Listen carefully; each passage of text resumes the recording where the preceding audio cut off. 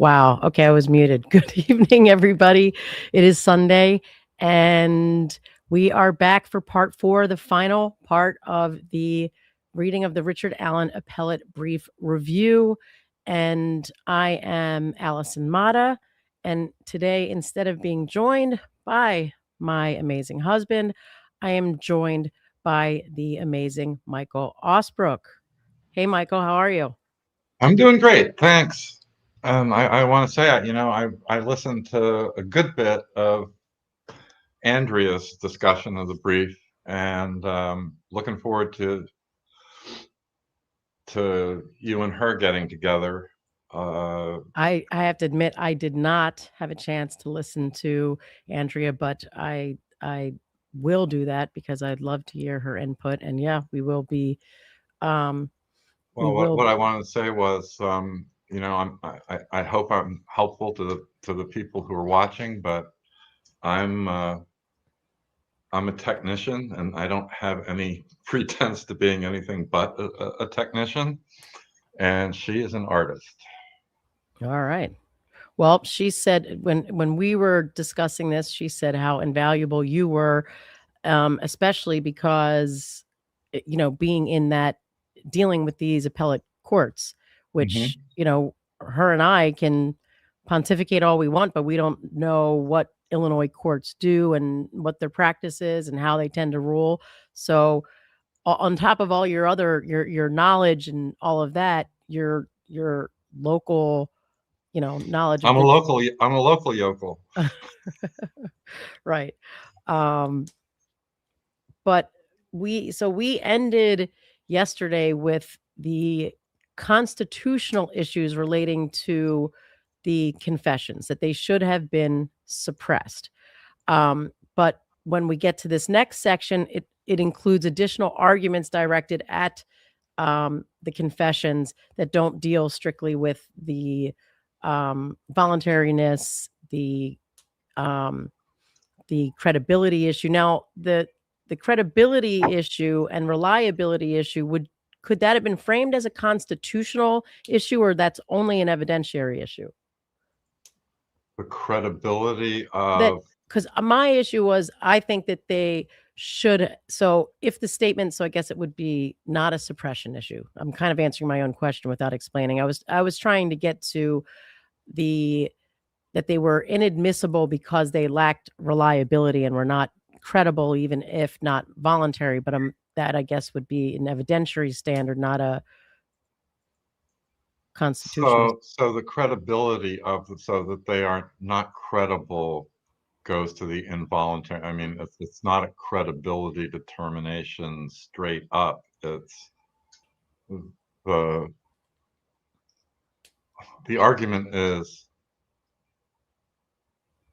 as I take it, we haven't gotten to the van yet, but you put it all together, and his confessions just aren't credible, which that's not a question for the Court of Appeals. The voluntariness is the fact that there are all these other confessions that don't match the crime, and the condition.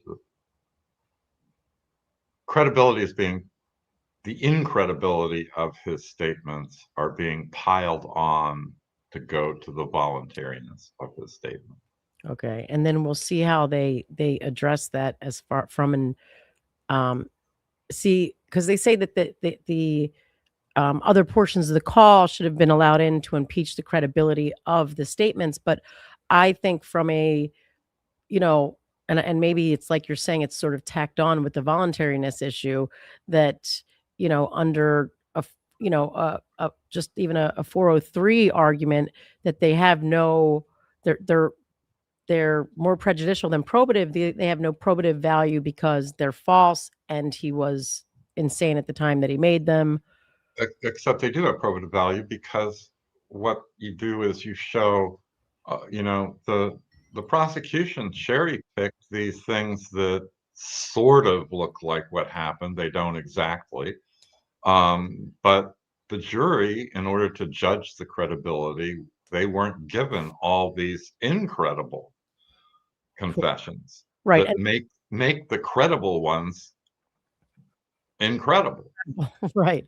And I think that's, and we get to that in the next evidentiary argument. I was just thinking as another way to exclude them altogether, would have been that that taken as a whole, given the circumstances, his mental state, the fact that there's so many things that are incorrect, just in case the court didn't want to say, I'm not calling this involuntary, that it's, that they should nonetheless have been inadmissible because they were so unreliable when looked at in whole, that they were more prejudicial than probative, given the fact that he wasn't of sane mind when he said it, and the statements themselves indicate falsehoods. And I think if you have this, so I don't think you keep statements out because they're not credible. You can,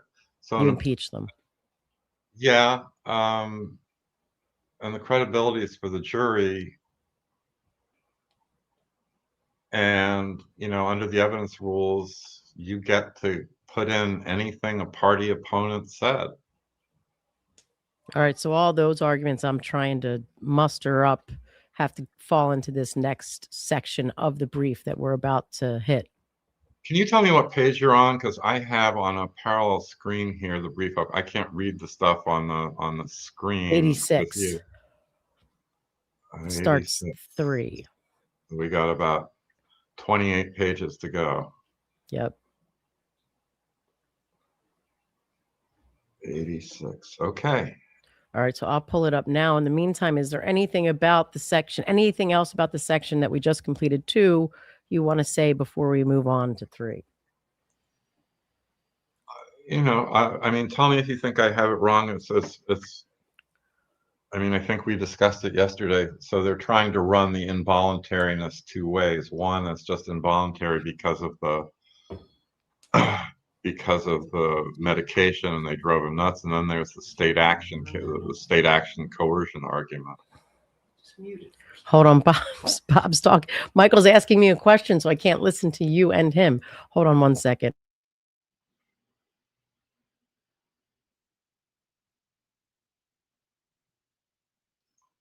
Sorry, guys. So Michael, you were saying that there were 2 ways that the way we saw it, it's coming at they're coming at the statements 2 ways. One was the conditions of his confinement. Is that what you indicated? Yeah, that he was. It was kind of coercion by the conditions of his confinement, but then they left the state out of it, and then they made a separate argument that, by the way, this was state action. Right.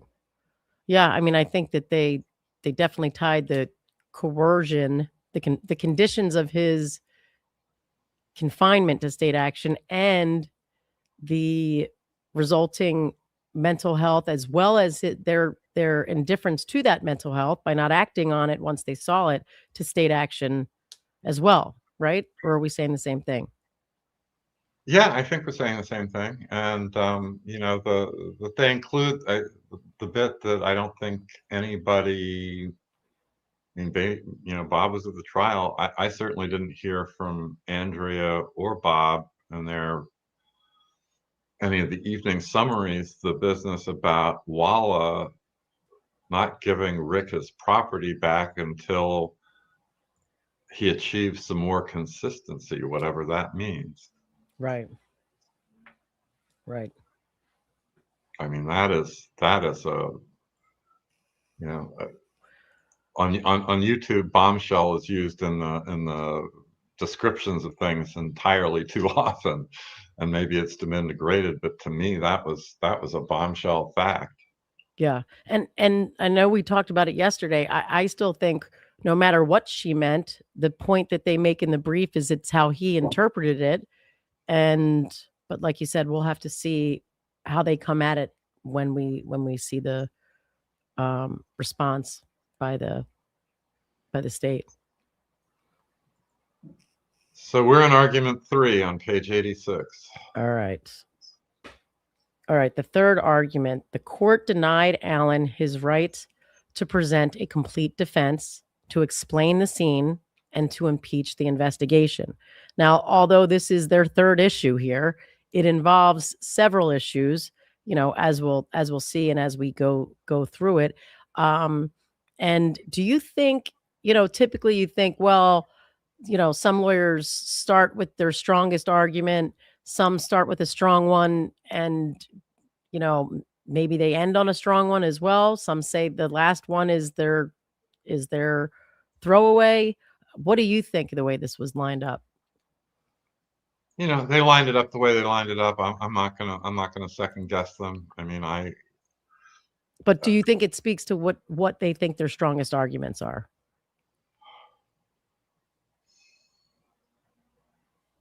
Yeah.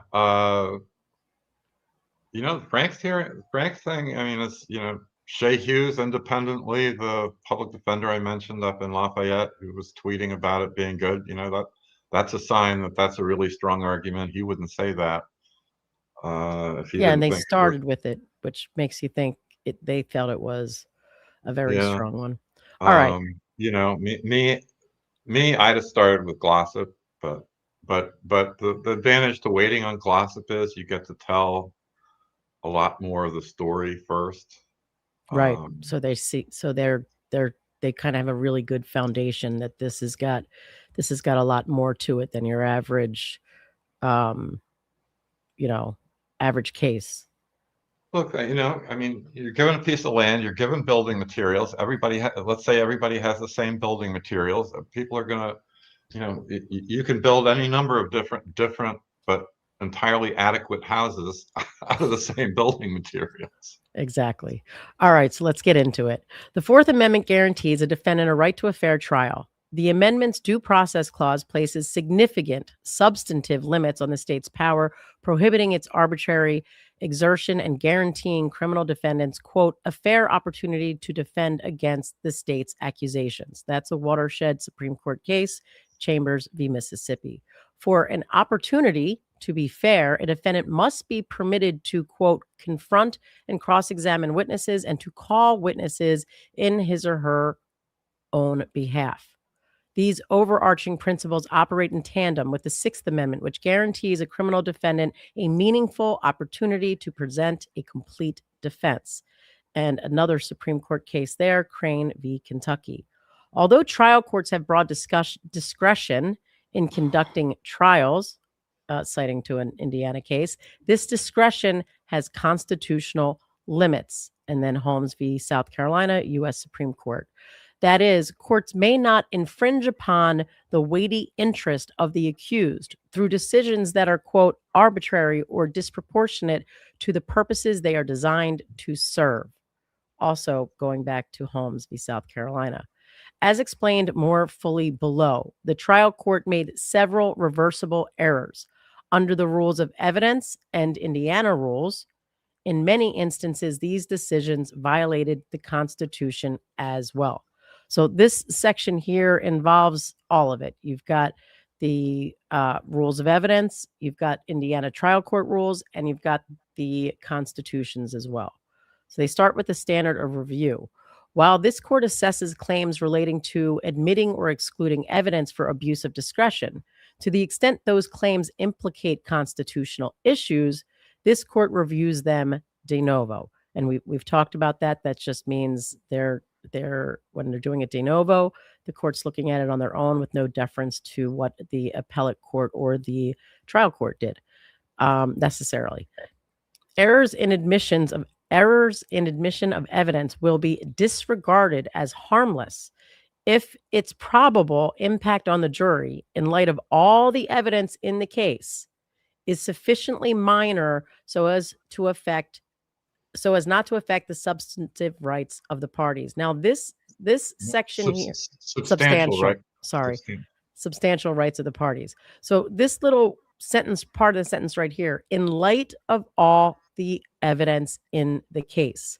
So when you have a case where it's like, oh my gosh, this guy definitely did it, it's clear he did it, that they're more likely to find something was harmless because all the evidence in the case points to the fact that they did it. Here we had the statement of facts went through things, and some of it I was saying, hey, that doesn't actually, maybe you don't see a direct connection with the issues that are being raised, but you've got to show the court that the case against this person was not particularly strong. It was relatively weak. I think that they have accomplished that here. Would you agree, Michael? I mean, I know we all think the case was relatively weak, but the way that they were able to put it together in this brief, I think weighs very much in favor of them not being able to define things harmless. Look, the Chapman standard, the constitutional standard which they get to below, has teeth. The business of something sufficiently minor so as not to affect the substantial rights of the parties, that is mushy as all get out. That is the court can do. Oh dear, I'm getting close to saying courts are going to do whatever they're going to do. It really does give them the leeway to do whatever they want to do. It really does. Right. I mean, and it's fair. And by the way, that's going to be under state evidentiary law, and there's no Fed court that's going to second guess them on that. Right. Okay. So, but when the error is constitutional, the standard is higher. Generally, before a federal constitutional error can be held harmless, the court must be able to declare a belief that was harmless beyond a reasonable doubt. Citing back to the U.S. Supreme Court Chapman, we've discussed that a couple of times. But since Chapman, I mean, it's even toothier than that, because it's actually not. I mean, it is that the court has to be able to declare an error harmless beyond a reasonable doubt, but it's really it's just normally you've got to show prejudice, but once you've got constitutional error, the burden's on the state to show prejudice. I mean, I've had cases where I've said, home team wins because they've made no effort to show the error was harmless beyond a reasonable doubt. Right. Yeah. And as you should. But again, it goes back to, we'll have to see their reply, but that sometimes a court can do whatever they want. But oftentimes, at least in Illinois, and I've said it a couple times, you don't make that argument. It's very rare where they say you didn't make because they'll always say it. They'll say they didn't flesh out this argument. We're not here to go through the things and come up with them ourselves. So they waived this argument, but we have discretion to consider a waived argument. We're going to do it. If Illinois decides to consider something that you haven't specifically noted, that you haven't fleshed out with more than just what I referenced before as a bare citation, where you're not explaining the holding or how it applies or what specifically that case was about, they will say it is waived. And then if they want to, and they can, they say, but we have discretion to consider a waived issue. We're going to do it. And I gotta say, so The Indiana Court of Appeals. I don't think I've ever seen this language in the Indiana Supreme Court, but I've seen it. It happens all the time in the Indiana Court of Appeals. And they'll note some procedural faux pas.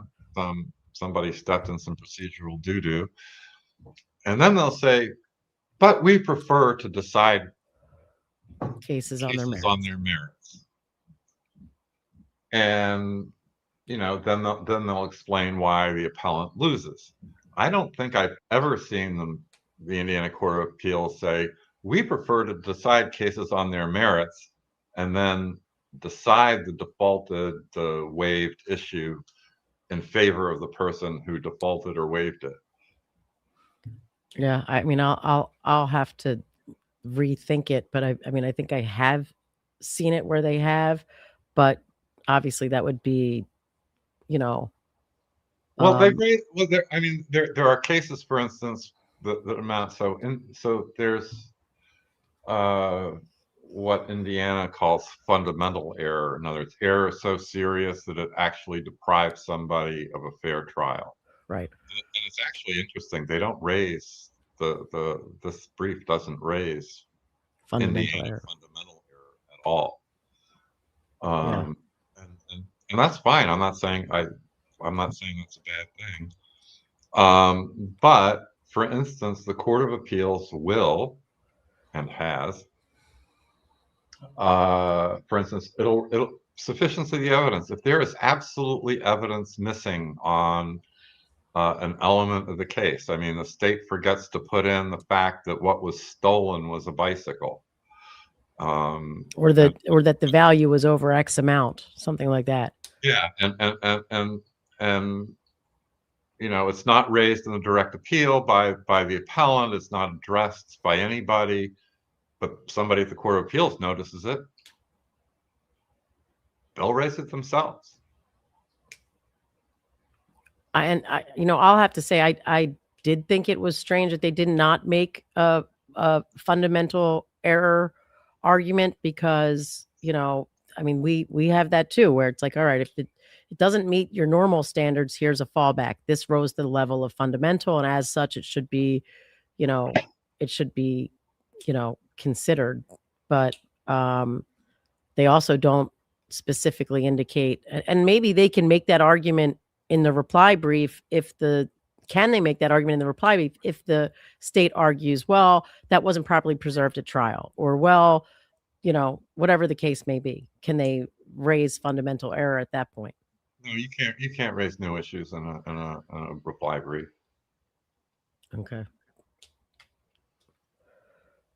There's one exception to that.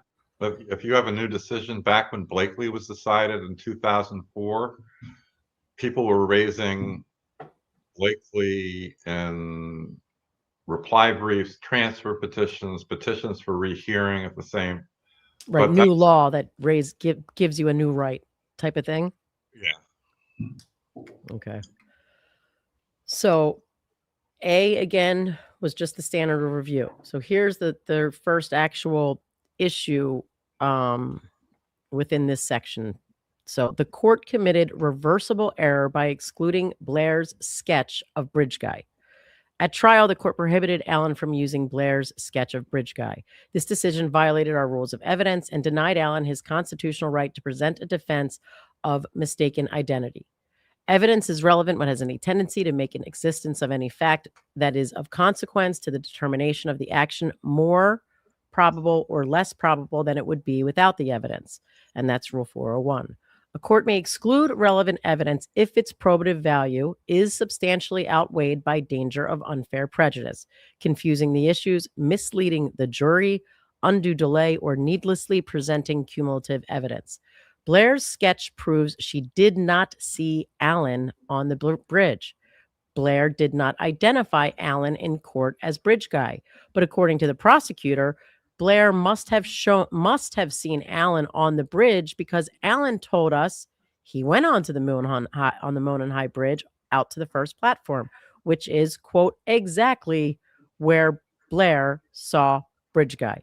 Same circular reasoning that we've been seeing with who Bridge Guy and Bridge Guy's Allen, because everyone saw Bridge Guy, and kind of craziness.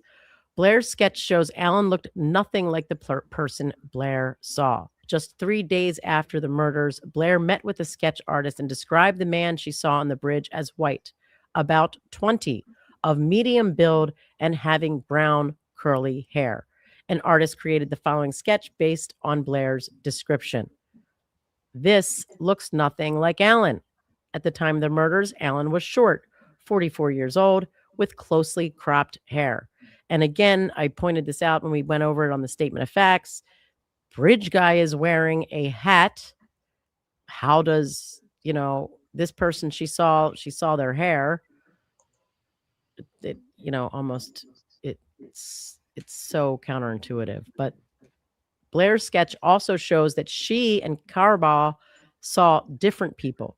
The state's timeline for the murders is dependent upon Carbaugh and Blair seeing the same person.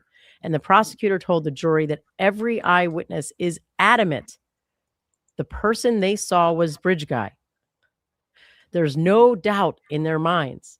But Blair's sketch disproves this claim. Carbaugh, like Blair, made a sketch. When Blair saw it, she described it as, quote, wrong and not who she saw. Blair's sketch impeaches the investigation and shows law enforcement bias against Allen. For 2 years, law enforcement circulated Carbaugh's sketch without it yielding a single arrest. So in April 2019, ISP released Blair's sketch, declared it represented, quote, the face of, close quote, Bridge Guy, and announced that Blair and Carbaugh did not see the same person. After Allen's arrest, the story changed, and the jury was told Carbaugh and Blair saw the same person. Now, I think this also goes into and maybe they raise it again, I can't recall as we sit here, but the gossip issue, the NAPU issue. Would you agree?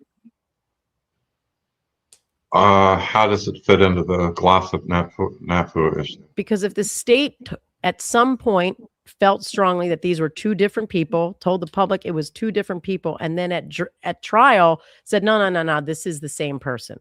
Doesn't that show some misconduct, some intentional misleading of the jury? Well, but they were saying so.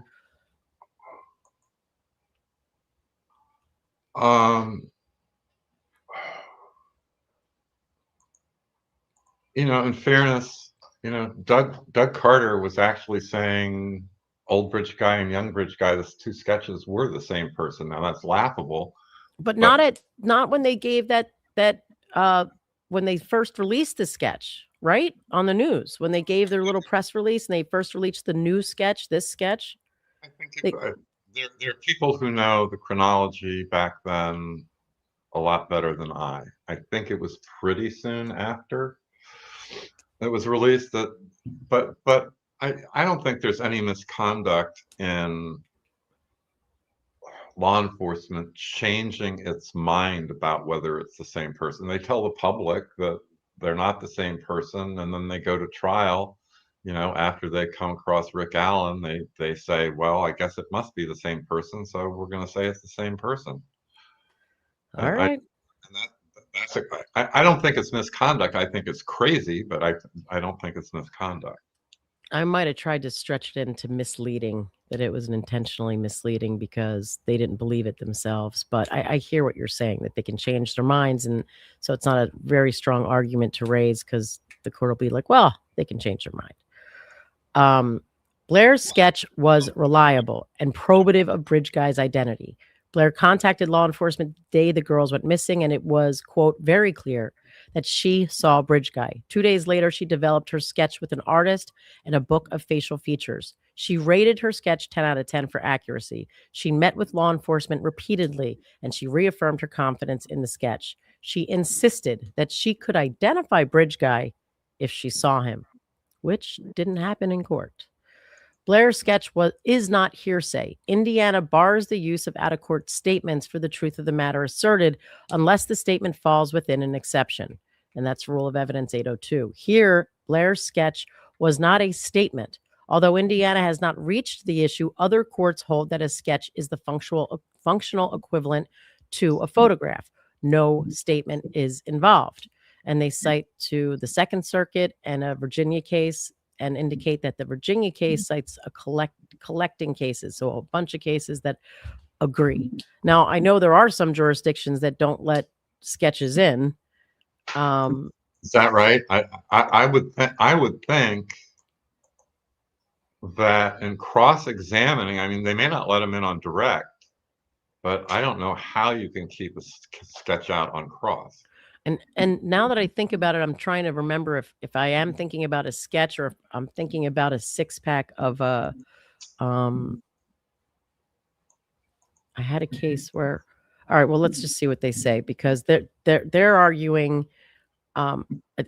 Is that because the judge said it was hearsay? Is that what she claimed? Because even if it was hearsay, we got a very clear, you know.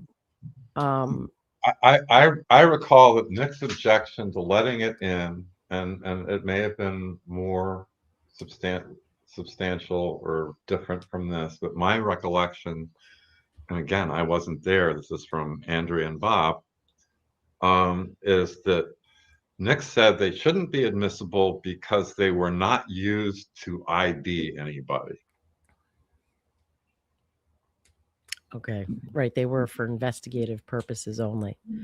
But the crazy, I mean, just the crazy part of that is, so she says she saw, I mean, even if Betsy Blair insists she saw Bridge Guy, right?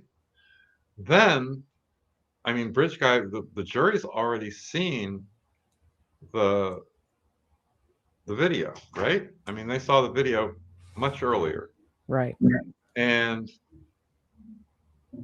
they've got eyes. So you impeach Blair with the sketch. Right. In other words, she says, I saw Bridge Guy, because she's seen the video too, right? I saw Bridge Guy. And then, you know, you ask her, well, you did a sketch, didn't you?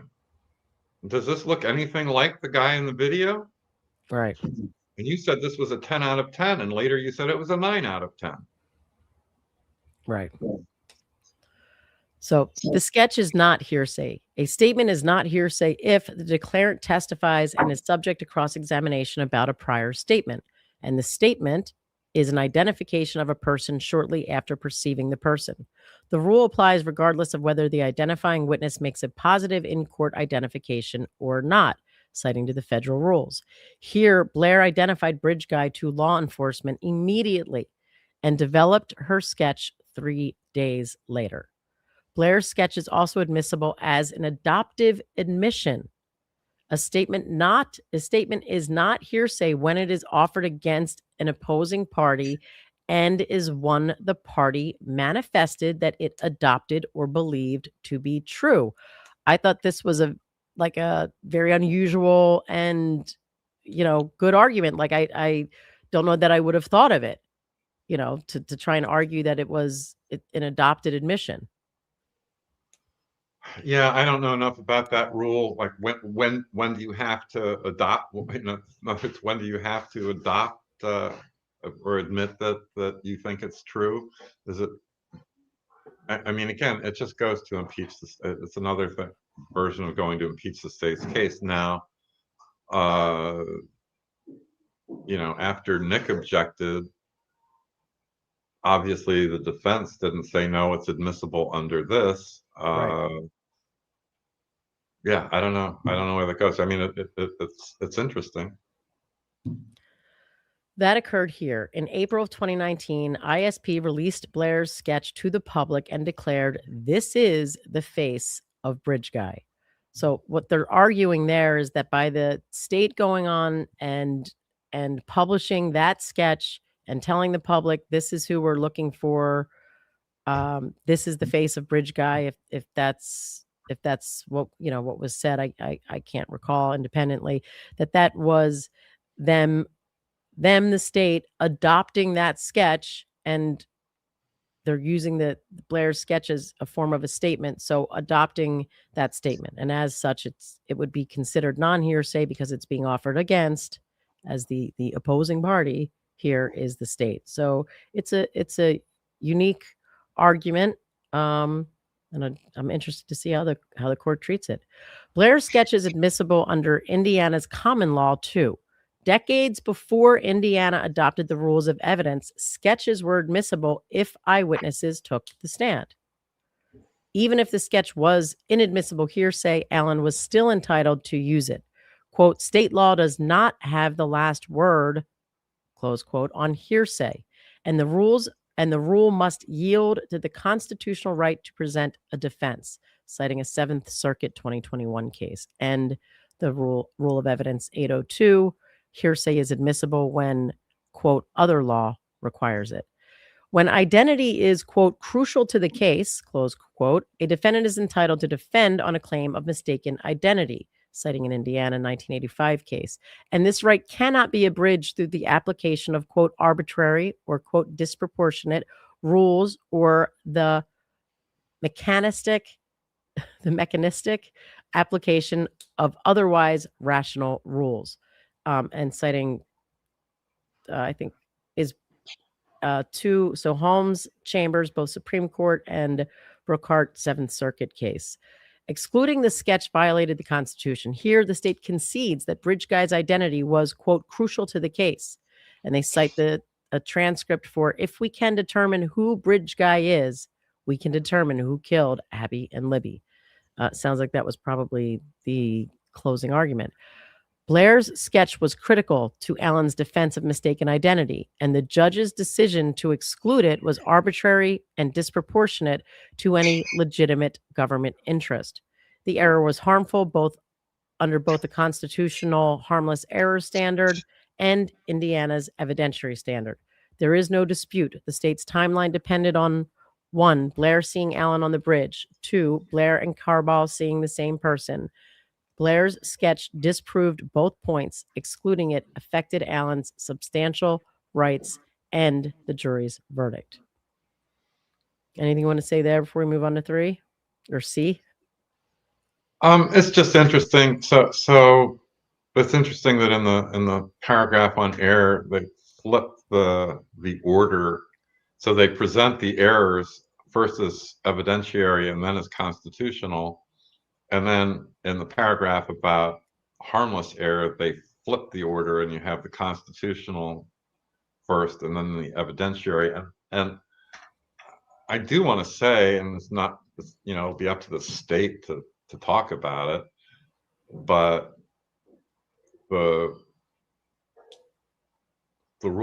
right to present a defense over what state evidentiary rules permit is really very narrow.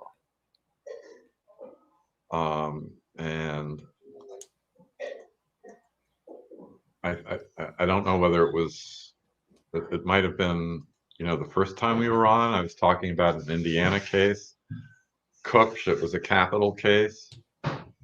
And there was a video interview of a girl, very young girl, who said she saw, as I recall, she saw Cooks coming out of his house at sometime in the afternoon. Well, if she saw him coming out of the house that time in the afternoon, he could not have committed the murders for which he'd been sentenced to death. The problem was, by the time it got to trial, not only could the girl not remember making the statement, not only could she not remember the details, but she couldn't do anything to authenticate her statement. She remembered nothing about the video interview, and so it was pure hearsay. Her memory was not refreshed, I take it. Yeah, her memory was absolutely not refreshed, and it was inadmissible. Indiana State Court said, "Too bad, so sad." And the Seventh Circuit said, "No." This is absolutely reliable. I mean, if you look at Chambers, one of the things about Chambers is, this confession, which was actually double hearsay. If it were single hearsay, it's a confession and admissible, but it was double hearsay. But there were all kinds of other things that made it reliable. So it's kind of the reliability plus the importance that will get you past the state evidence rules. Right. It's that catch-all at the end there that they have, or, it's got other indicia of reliability or, whatever the case may be. I mean, Diane Wood at the oral argument in the Kupch case, I mean, just looked directly at the Deputy Attorney General arguing the case and said, let me get this straight, Mr. X. If this girl is to be believed, Indiana wants to execute an innocent man. Right. Crazy. So ultimately, the federal courts reversed and said that evidence needed to come in and sent it down for a new trial, or found there was no. So the way habeas works is they don't reverse. They reverse the district court, but the way writs work is they can't, except in really extraordinary circumstances, they can't order the state courts or the state to do anything. Right. It's try the guy within X amount of time, and that only means start the trial. It doesn't mean get it done. Start the trial within some reasonable time, 60, 90, 120 days, or release him. The only thing a federal court can do in habeas is basically it has power over the petitioner's body. So the only thing they can do is say this was a constitutional violation, and he's got to be released. Retried or released. You pick it, state. Retried or released. Yeah. All right. So C, the court committed reversible error in excluding Tobin's testimony. Allen tendered William Tobin to explain the scientific community's robust criticism of AFTE toolmark matching methodology. The judge excluded him because he was not a firearms expert. He was untrained in firearms identification. He did not examine the evidence in this case, and he did not conduct a firearms investigation. And they're citing right to where in the transcript the judge said that. According to the court, Tobin's, quote, testimony does not go to an issue before the jury and lacks relevance. This decision violated our rules of evidence and violated Allen's constitutional rights to present a defense. Expert testimony should be admitted if, one, the expert is qualified, quote, by knowledge, skill, experience, training, or education, and two, the testimony will help the trier of fact to understand the evidence or to determine a fact in issue. And that's Rule of Evidence 702. Indiana adopted this rule to liberalize the admission of expert opinion. And that's in Indiana. Is that a Supreme Court case there? Turner v. State? That's an Indiana Supreme Court case, yeah. So, it's always important when your Supreme Court says we adopted this rule to liberalize admission of expert opinions. Like, we wanted to get more expert opinions in. So that's always helpful. Tobin was clearly qualified to explain the scientific community's robust criticism of the AFTE methodology. Tobin is a nationally recognized expert in forensic metallurgy and material science who has testified as an expert in many cases involving the validity and reliability of firearms and tool marks. There's a footnote 1 there that doesn't correspond. Okay. He has extensive experience in metallurgy, bullets and lead analysis, and tool mark principles, along with a background in statistics. He understands the President Council of Advisors on Science and Technology, which has issued a detailed report criticizing AFTE methodology. Tobin's testimony was essential for assessing Oberg's credibility and determining what to believe. Now, that's even sort of a separate, right, and more important argument than just she wrongfully excluded expert testimony, because now we're talking about the ability of the defense to impeach the credibility of a state witness. And I don't think it's the credibility, actually, that was going to be impeached. It was I think the reliability of her result. True. Once an expert takes the stand, their credibility is fair game for impeachment. and a party is free to challenge an expert's methodology with opposing testimony from another qualified expert. The jury is ultimately responsible for assessing witness credibility and determining what to believe. Here, Oberg testified that she matched tool marks on test firings from Allen's gun with tool marks on the unspent cartridge found at the murder scene. It's like I highlighted that because I just still can't. It shocks me how the court doesn't say, "Wait a minute, that's apples and oranges." You can't do that. It's like no. Science is pretty strict.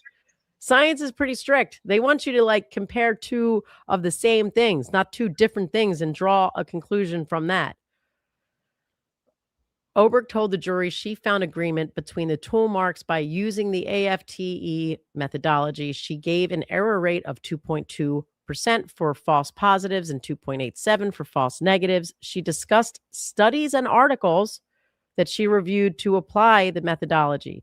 And over relevancy objection, she described studies relating to guns that were not even a Sig Sauer model P239.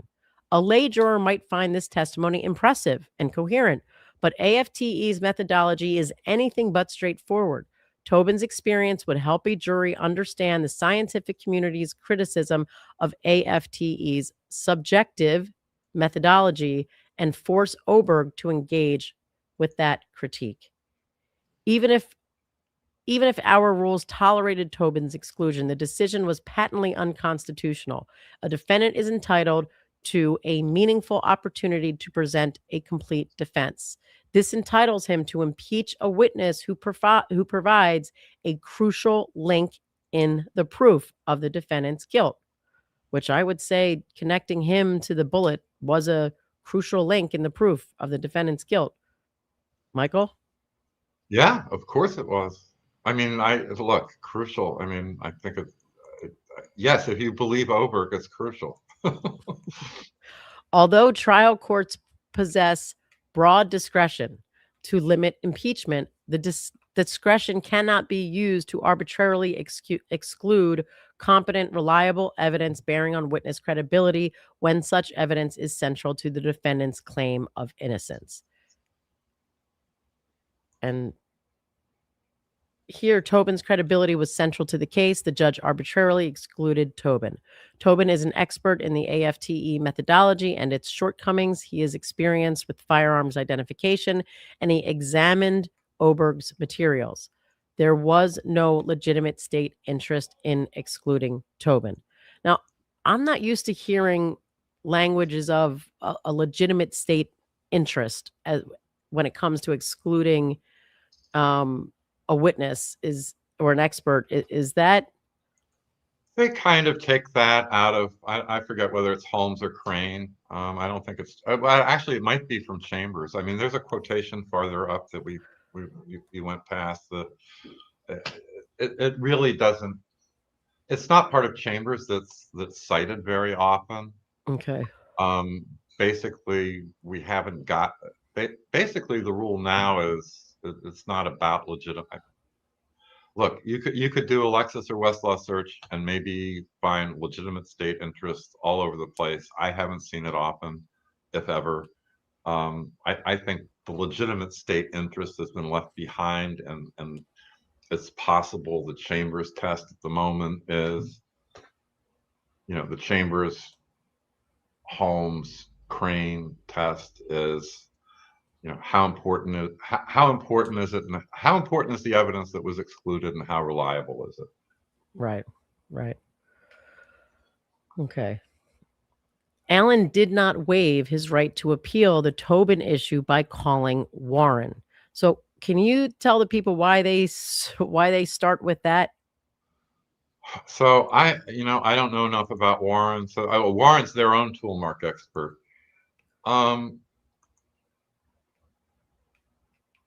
I guess they're trying to say,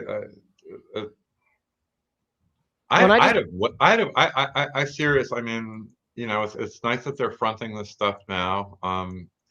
As Andrea was saying last night, they dealt in another section with some minimizing some bad facts and treating them up front. Look, there was a lawyer who, he's actually at the state PD's office now. He was in private practice when I was a long time ago at the AG's office. And I laughed myself sick when I got a reply brief from him saying the four horsemen of the Attorney General's office: waiver, res judicata, law of the case, and collateral estoppel. All the things. And so they're just trying to say, well, the fact that we put on our own tool mark expert doesn't mean we waived the Tobin objection, getting the Tobin evidence in. Right, because sometimes the appellate court will say, and we've talked about it when we were doing trials, where it's like you raise an objection, let's say, to during jury instructions, and then you actively get involved on crafting the jury instruction based on, how the judge sort of says, nah, I don't agree with your objection. I'm inclined to do this. You guys come up with some agreed language. And then you agree to the language, and they said, all right, well, you waived that issue. You agreed to the language. So it seems to me that the defense is anticipating the court or the state responding that, well, they waived the issue because they called a different tool marking guy, or, it's moot because they called a different tool mark expert. Well, and if you read farther down, this is why they do it. And this is because they would have put Tobin on to say this AFTE stuff is total crap. Right. And instead they put someone on to say, use the same AFTE and come with a different conclusion. Right. Right. But I was more just wanting to let the people know that sometimes the courts can consider, something the defense does as a waiver of an issue. And, for here, the defense thought that someone might argue this. So they're pointing out why it's not. But anyway, the idea, I mean, I think, we skipped over it and we're into the meat of this, but the thing that's really just mind-boggling is that Gull would have said Tobin's testimony is irrelevant because he's not a tool mark expert. A metallurgist is going to tell you how the metals behave, and especially in a case where you have an unfired round compared with a fired round. I mean, a metallurgist, whatever he says, it's going to be relevant. Right. Right. And they put on all of his background to show that what she was saying was nonsensical. He's testified in all these other courts. He's been deemed an expert. He's done all this other work. I mean, it was. Oh, I think in another murder case, he absolutely defeated Oberg. Crazy. No, it ended in an acquittal. I mean, there are news stories about it. I mean, I'm just trying to go back to Gull's ruling, and maybe we can. This is the kind of thing, and there are a lot of this kind of things in this case, where if you're a judge and you want to preserve your trial, from being reversed on appeal, you let the defense. It's a little different with prosecution because they can't appeal, but you let the defense get I mean, maybe even more than they should in, because look at what happens here. Keeping him out is not just a state evidentiary error. It is also, they're alleging, a constitutional error. They could reverse just for this. Right. And all she has to do is let him in and let McClelland argue about, cross-examine him, argue about why Tobin's no good. The stuff she kept out is just inviting reversal. Right. I mean, she did that a lot. At least I think so, and I hope the appellate court finds so. And the stuff she kept out, I mean, we'll get down to it in a minute, but I mean, the Cecil search, I mean, Lord. Right. So they point out that Allen didn't waive the issue. A party aggrieved by an erroneous evidentiary ruling is entitled to respond to the improper ruling without sacrificing the right to appellate recourse. They also cite McCormick on evidence in addition to an Indiana Supreme Court case. Once the court excluded Tobin, Allen responded by calling Warren, who endorsed the use of AFTE methodology and engaged Oberg in a battle of the experts over how to properly apply the methodology to the evidence. That's what Michael was just explaining there. That's they would have put one guy on to say no, AFTE is just bunk. And instead, they put someone on to say, well, I use AFTE, and it's completely different than what she determined. This decision did not wait. Basically, what they're saying, and it's the right rule, is that, if you legitimately have a handgun for the fight, and the judge makes you bring a knife, as the other side has, you're not precluded from on appeal from saying, we really should have had a gun instead of a knife. Right. Just because you brought what the judge told you had to bring. Right. The error was harmful under both the constitutional standard and the evidentiary standard. The state told the jury Oberg's, quote, never been wrong, and that Allen has, quote, no explanation of how his bullet from his gun ended up between the bodies of Abby and Libby, 6 inches from Libby's foot. Now, to me, so when you're talking about establishing prejudice, when it's the initial burden of the defendant or it's a non-constitutional issue, you have to show prejudice. This right here, I think, shows how is layers on how prejudicial this was based on the state's argument in this regard. Would you agree that really helps, support a prejudice finding? Yeah, it's funny. It's funny though, because they, having said that it was prejudicial under both the Constitution and as a matter of evidence, they cite a standard that is actually about newly discovered evidence. The outcome of the case would probably be different. They don't use either the evidentiary or the Constitution. I was going to ask you that. I was like, wait, all of a sudden we just fell into post-conviction standards. I was like, what's happening? This is where this is where the technician in me happens, right? But what I want to say also is the outcome of this case would probably have been different, clears either the state evidentiary standard or the constitutional standard. Because it's one of the strongest. Highest, I guess. But again, if you look in the prejudice paragraph here, having done the state evidentiary stuff first and then the constitutional stuff, in the prejudice part they do the constitutional stuff first, followed by the state evidence rule. Right. All right, D. The court committed reversible error in admitting hearsay to rehabilitate the timeline upon which the state built its entire case. Cecil search. Cecil's Google search.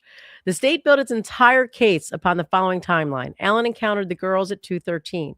He completed the murders alone, left Libby's phone at the murder scene, was spotted by Carball leaving the scene at 3:56 p.m., and never returned. If Allen committed the murders, there should be no human-initiated activity on Libby's phone after 3:56 p.m., but there was. At trial, Allen called Eldridge, a former FBI forensic examiner who examined the data on Libby's phone, and testified that wired headphones or an aux cable were plugged in to the phone at 5:45 p.m. on February 13th and then removed at 10:52 p.m. This action would silence a phone call. And she noted that the data showed an incoming call moments before the headphones were inserted, suggesting someone was intentionally silencing Libby's phone. Since the state claimed Allen left the murder scene at 3:56, Eldridge's evidence eviscerated the state's timeline and showed someone else committed the murders. The state responded by asking Cecil, its phone expert, whether water damage could simulate headphones being plugged into Libby's phone. Over a hearsay objection, Cecil testified he, quote, Googled it and found some unspecified, non-peer-reviewed troubleshooting forums reporting that it could. Now, just to pause here, this is where every lawyer speaking anywhere was pulling their hair out, screaming to the stars, what in the hell is going on? This is like the most ridiculous, obviously inadmissible, outrageous, absurd. Like, if you're a judge, you damn well know better. I mean, is that an understatement, Michael?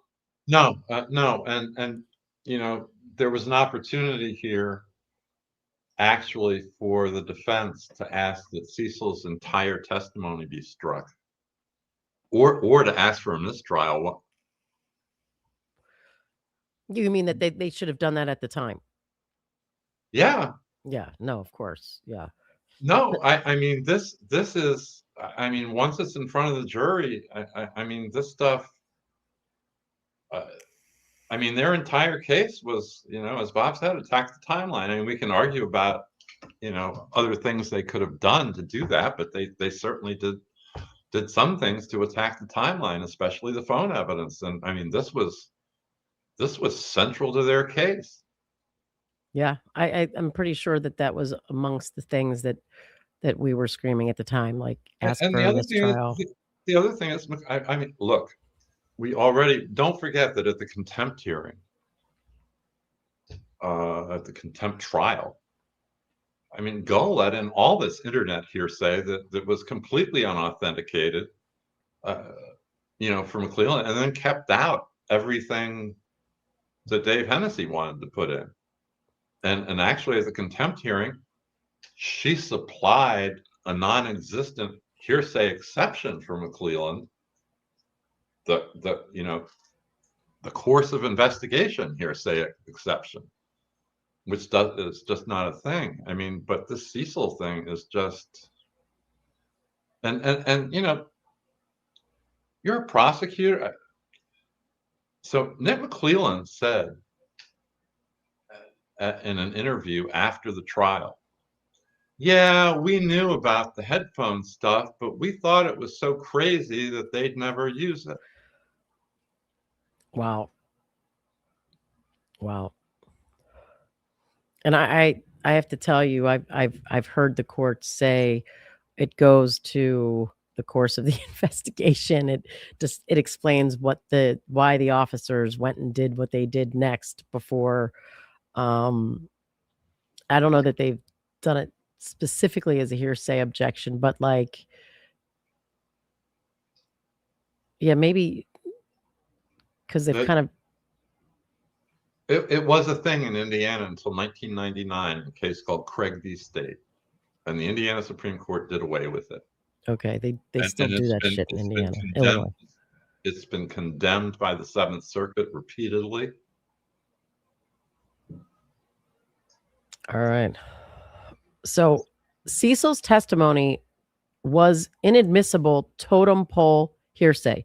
Now, I need to ask you, is that just double hearsay or hearsay inside hearsay? Because I've never heard that term. And then I got on Westlaw and searched all of Illinois, and I probably could have searched Illinois, like multiple states, all the states that I've ever done a trial in for the word totem pole. But I searched all of Illinois, and it comes up nowhere, except there was one case where they were citing a judge who called double hearsay totem pole hearsay. So is it the same as double hearsay or hearsay within hearsay?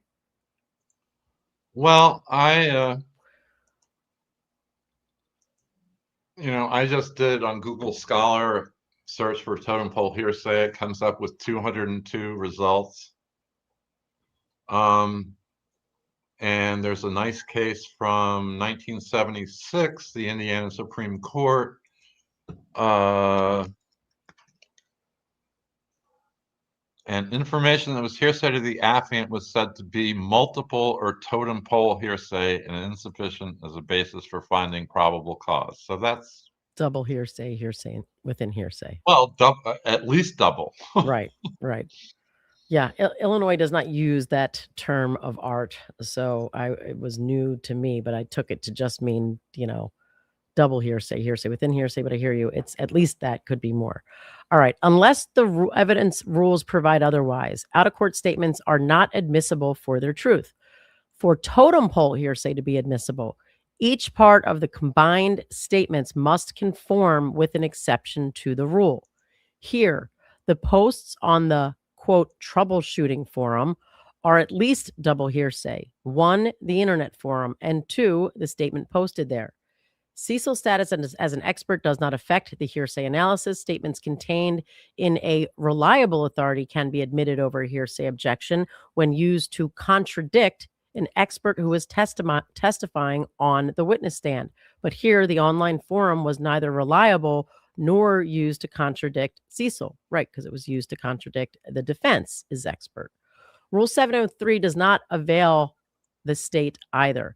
Experts under 703, experts may testify to opinions based on inadmissible evidence if the evidence is of the type reasonably relied upon by experts in the field. There is no expert on this planet who would say that you rely on something just mentioned on a Google, on the internet, in a forum, in whatever. I mean, there's something called the scientific theory, for God's sakes. I mean, you do testing, you confirm hypothesis. You don't just put some random schmuck's hypothesis, and be like, oh, I'm going to accept that one and use it. Look, I'm Nick McClelland, and Stacey. Let's say he's right. He's telling the truth. Post-trial, we knew about this, but it was crazy, and we didn't think they'd use it. Right. Then why? Well, so Stacey Eldridge gets up there and testifies to it. They use it. He asked for a continuance so Cecil can go consult, and people that experts consult. I mean, I would have denied that continuance. It was in their own, but maybe it wasn't spelled out in her that she was going to testify. Well, or after Cecil does that, you bring him back in your rebuttal case after you don't just leave it at the Google search. Right, for sure. I mean, I'm the prosecutor. I want to protect my trial.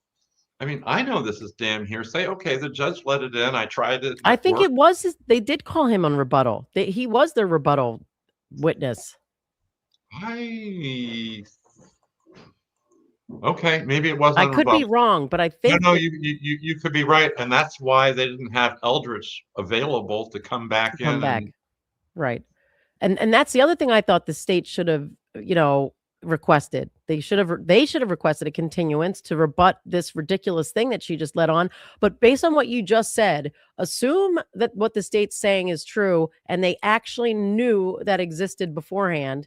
Then why in the hell is the first time he's searching for some kind of explanation to it? All right, I don't think they're going to use it, but just in case, I'm at least going to, do a Google search before right then, right? You're going to have looked at it in some way, shape, or form. So we know So there's an exhibit attached to Cecil's deposition, and it's a 2019 Gray Key report. And it has some of the chronology on the phone, and it has the headphone activity.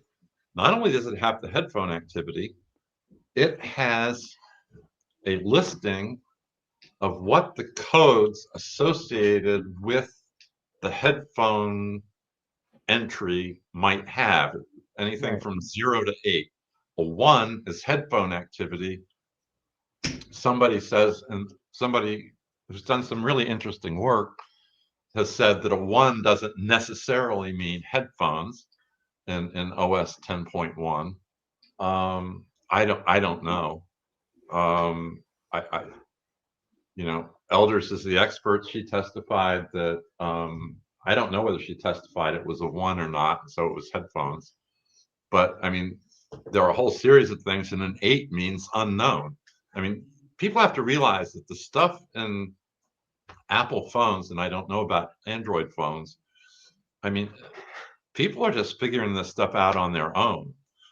And 8 may mean something specific, but nobody's figured out exactly what it means yet. Right. And Apple isn't saying.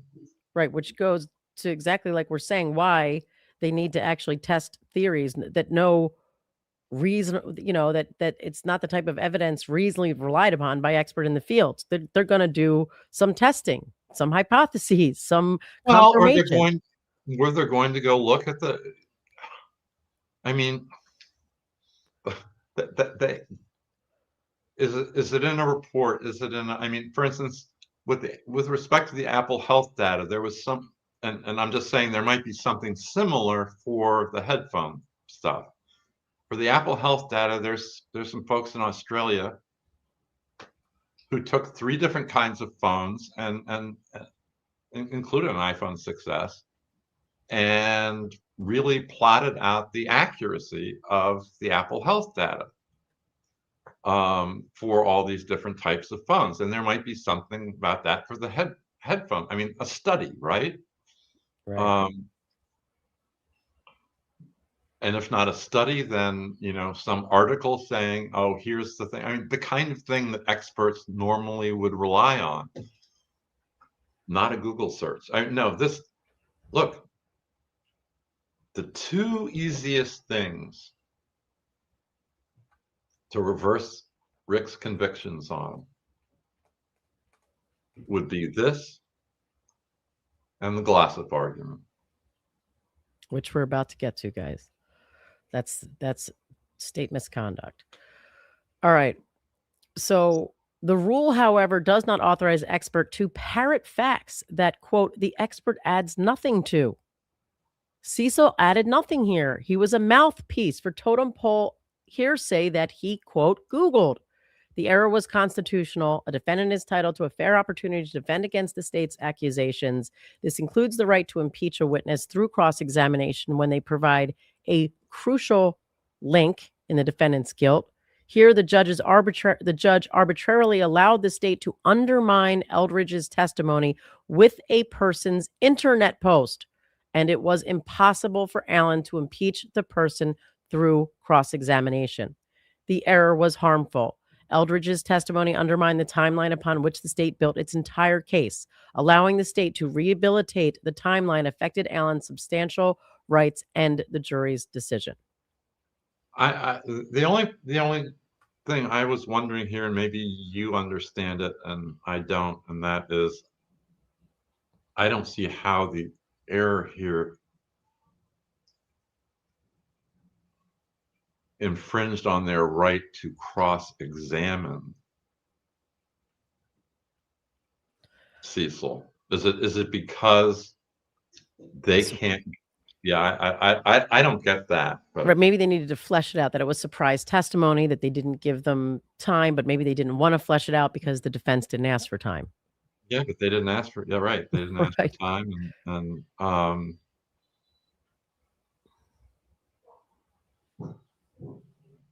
I mean, I just think under state evidentiary standards that but what they're saying is they couldn't cross-examine his opinion because they couldn't cross-examine him on to impeach the opinion because the person who made the internet post wasn't there to cross-examine. That's what I was Well, saying. I mean, if somebody's relying on an article, they're not there to cross-examine either. Right, but again, those are articles that are I mean, I get what you're saying, but I think maybe they're trying to say because this doesn't fall within that exception, that it's something reliable, so that all experts rely on in the field, so it's sort of not up, it doesn't need to be Here- Here's cross-examined. here's what they may be saying, and maybe I just got it, and that is, it wasn't Cecil testifying at all. It was the internet testifying. You Exactly. can't cross-examine the internet. Right. The person who's made the post wasn't there for him to cross-examine. Right, exactly that. You can't cross-examine the internet. It wasn't Cecil. I agree that that's exactly what it was. All right, so now we're on E, and this one to me is a huge one. I think it's a very strong argument. I don't know if that it will win, but to me, the credibility of the confessions, I would have called it the reliability of the confessions, whatever, the credibility, the reliability, to either impeach the credibility or to demonstrate the unreliability of them, that these things needed to be uh, admitted. And so at trial, Allen sought to impeach the credibility of his confessions. The judge made 3 reversible errors. Together, the decisions violated his constitutional right to present a defense. So, and I highlight that here because, here they very much say all 3 of these taken together or independently were a violation. The question is, did they, and I think before you said they thought with a sentence that we found earlier, there was enough in here to say that there's a cumulative argument as to, any combination of all of the issues raised here and throughout. So when a defendant confesses, the manner in which the confession was obtained is relevant to the confession's credibility. Now, they're citing to Crane for that, which is the U.S. Supreme Court. You said before that Indiana used to leave voluntariness up to the jury. And are you saying credibility, reliability is incorporated therein, and in that sense used to go to the jury, but now is just a question for the judge? No, credibility is always, what weight, the credibility of witnesses and what weight to give the evidence is always a jury question. Okay. So, the I court mean, erred. the Go judge ahead. the thing is, she sustained the hearsay objection. That is as absurd as the Cecil letting the Cecil search in over a hearsay objection. They're clearly not offering, and to the extent the jury might take anything Rick said or anybody or anything else that was heard on the audio as being taken for the truth, she can give the jury a limiting instruction. This Right. is not offered. These statements are not offered for the truth of anything. This is Right. This just goes to his state of mind. well, Or and the conditions, because it's not just stuff he said that's on there. There's taunting by other right. prisoners. There's the abuse, the verbal abuse by guards. Right. Well, and I guess I keep thinking of it that way because to me, it's the exclusion of those other phone calls that are to me huge. I also, all this other stuff is important as well, but my mind is just so focused on the exclusion of the other phone calls that um were needed in order to assess the credibility of the so-called confessions, phone call confessions anyway. All right, so they start with, as Michael was saying, the court erred by excluding the audio from Allen's solitary confinement videos. At trial, Allen moved to introduce 15 videos showing the conditions he endured in solitary confinement. The court sustained the state's hearsay objection and ordered Allen to mute the videos when he showed them to the jury. This was reversible error. And this, I agree with you, Michael. It's one of those things that makes you say, are you really a judge? Where have you, I want to see proof of this, that you're really a judge, because who in the hell would ever think that was being admitted for the truth of the matters asserted on those videos? You've got to get to that before you ever talk hearsay. And I've sometimes have heard, prosecutors make arguments like, wait a minute, but that was said outside of court. We actually just saw it in the post-conviction hearings for Adams, where the prosecutor was like, well, that was said outside of, no, they're not offering it for the truth. Maybe that was it. It was something like, it's not being offered for the truth of the matter, asserted. And the judge was like, yeah, it is. So that's a bad analogy. But where you hear people just say, well, it's hearsay because it was said outside of court. Well, no, that's step one. Has to be said outside of court and be offered for the truth of the matter asserted. So it's like when she's making that ruling on those videos and it's on hearsay, it makes you want to bang your head against the wall and say, you're not a real judge. I'm living in some sort of fictional reality right now. Especially when, if I'm a real judge, which is never going to happen, there are 15 videos that they're offering. I'm going to say, jury, go have some lunch. We're going back in chambers. I'm going to look at these things and have a little discussion with both sides and hash it out. In the end, I'm going to make it all admissible. Maybe there's something in there that shouldn't be, but she just said it's all hearsay without even listening to it. Right. It's absurd. And it's not hearsay.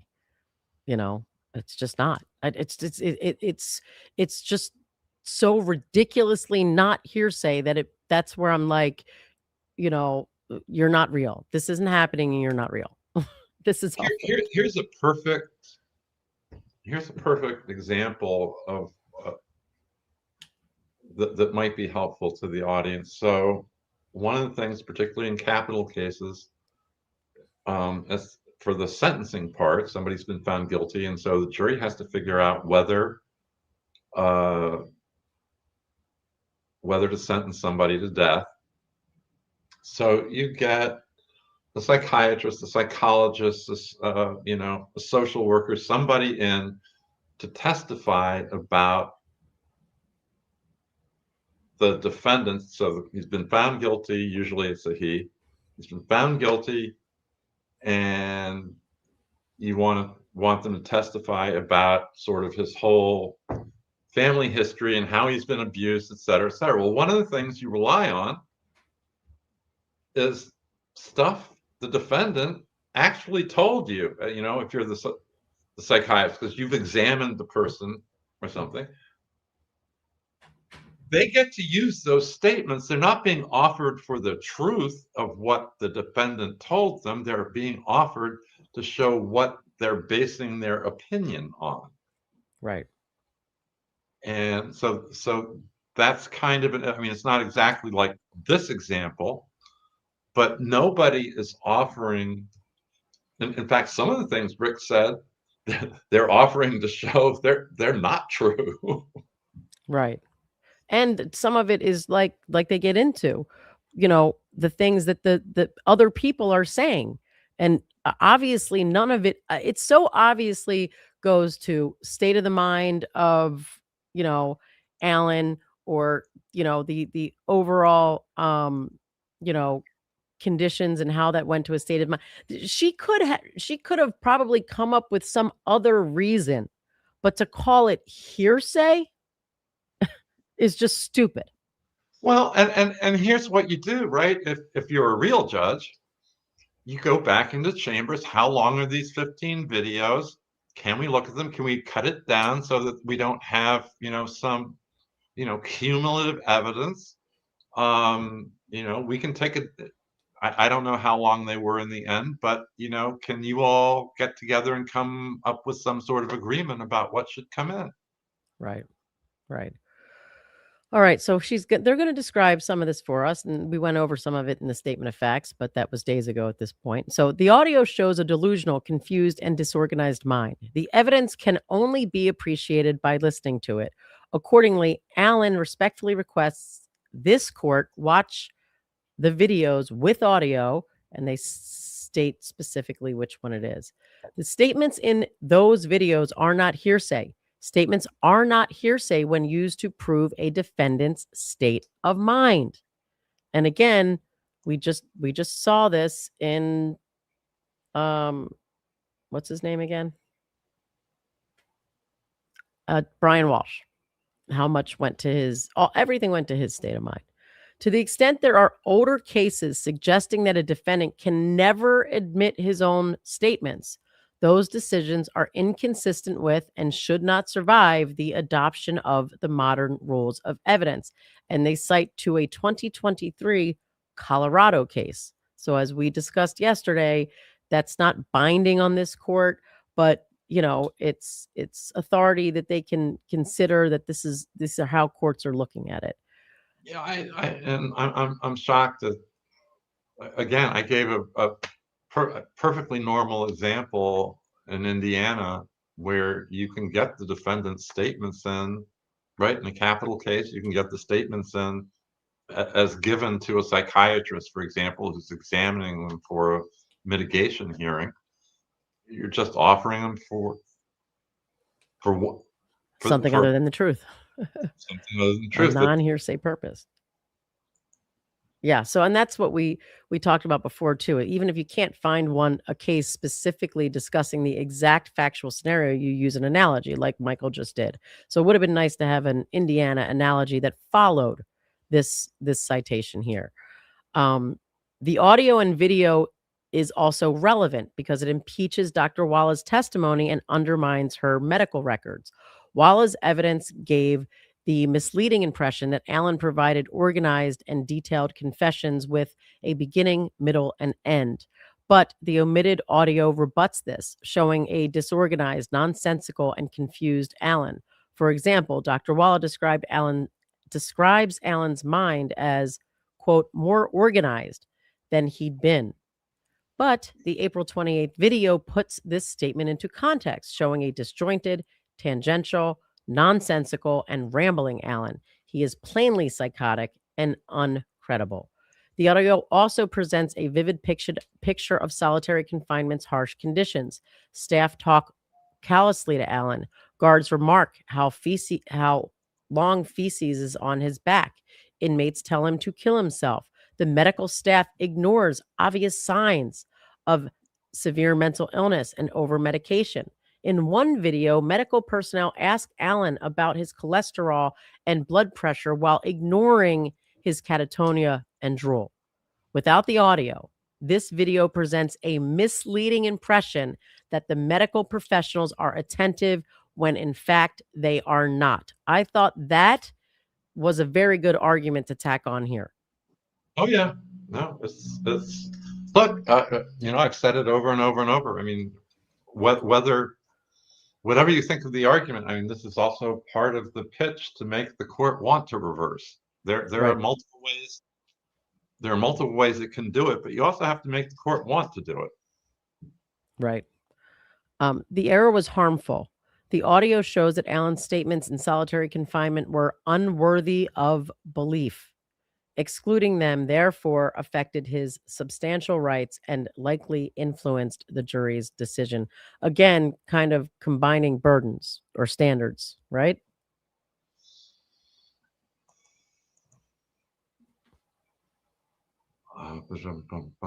Impacted the verdict. The verdict would have been different. Things. So they don't. So they don't make a constitutional argument here.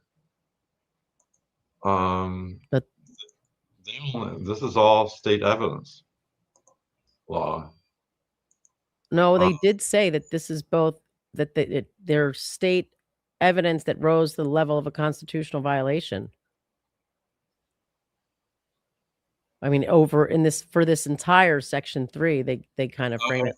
So no, well, and before they get into it, subsection E, they say together the decisions violated his right to present a defense. Interesting, and they actually don't. So I take it back. Yeah, and they did say it in the Oh yeah, so there evidence rules. So yeah, no, likely influenced the jury's verdict. I mean, that's if it likely influenced the verdict, it can't have been harmless beyond a reasonable doubt. right. Agreed. Same kind of way they used that kind of language earlier, so it would fall into that fall into the category anyway. All right, 2, and it's red because it's the one that makes me just insane. The trial court committed reversible error in prohibiting the jury from hearing 2 phone calls Allen made on April 3rd, 2023. On April 2nd, Allen called his mother and discussed finding religion. In the morning hours of April 3rd, Allen made 3 intertwined calls. Over objection, the jury heard the second call, where Allen confessed to his wife. But the judge prohibited the jury from hearing the calls that bookended it, where Allen questioned his sanity and the veracity of his own statements. Trooper Harshman's testimony made the error worse.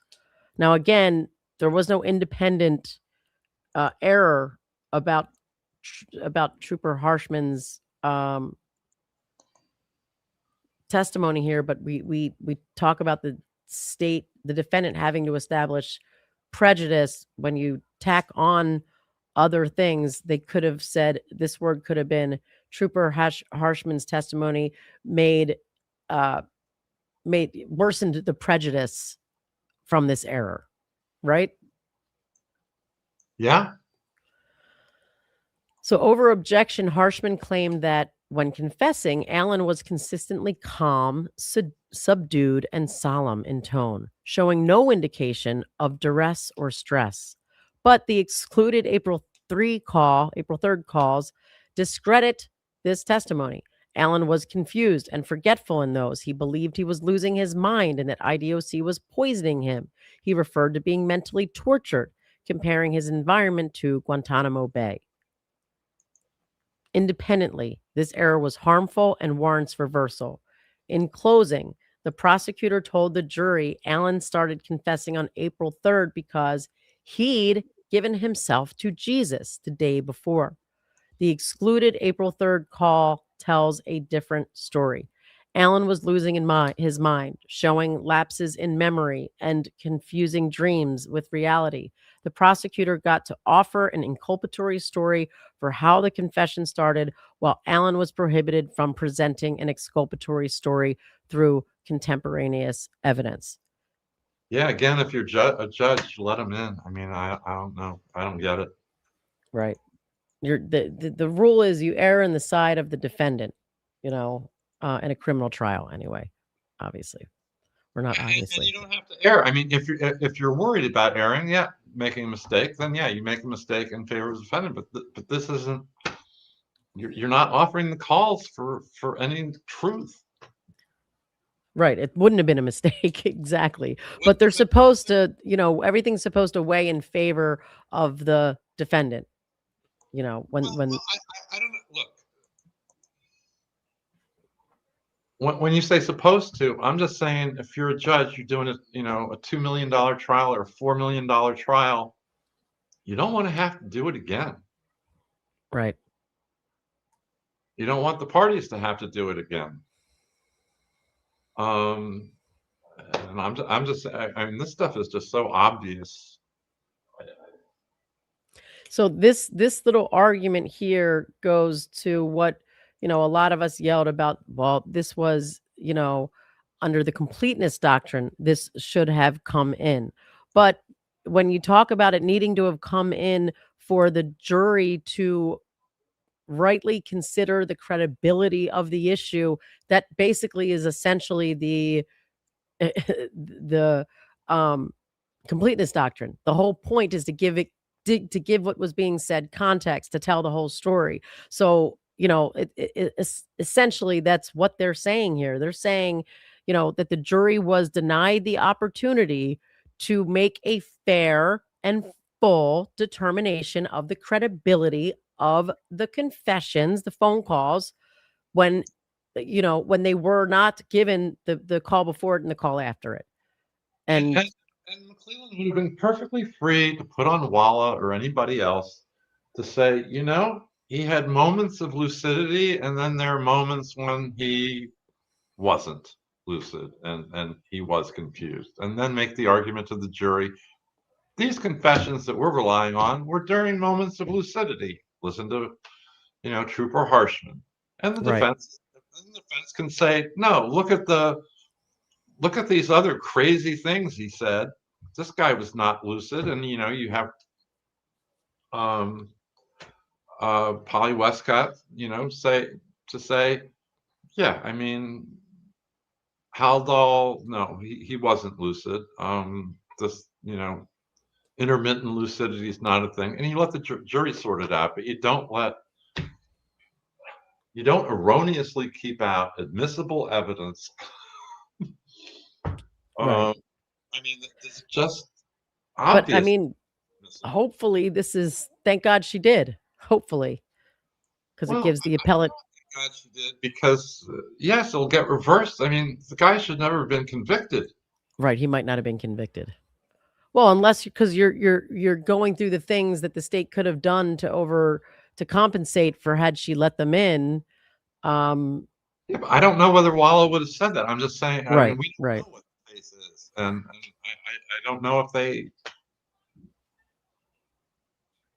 Right.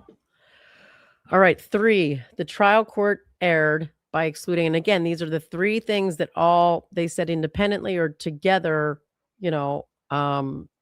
violated his constitutional right to present a defense by impeaching the confessions themselves. So 3, the trial court erred by excluding the statements and behaviors that provided the foundation for Dr. Garrison's opinion that Allen's confessions were not credible. Now, this Exactly. is And this is exactly what I was saying earlier in the capital case. I knew this was coming. And yeah, I mean, Gracian has to be able, he has an opinion. He has to be able to tell the jury what he's basing his opinion on after examining Rick.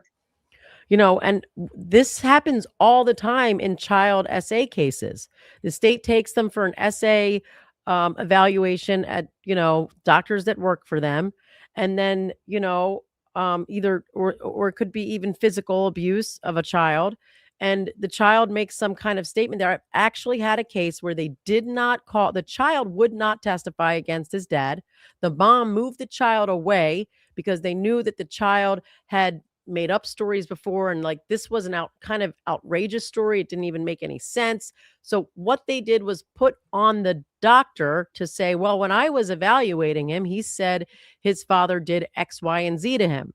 All right, so now the defense doesn't get to cross-examine all the things. We don't get to cross-examine the child, and you're getting his statement in. His credibility is not even we're not being allowed to challenge his credibility because they're considering him to have not testified, even though the doctor put his statement in. I mean, this is normal shit that happens all the time.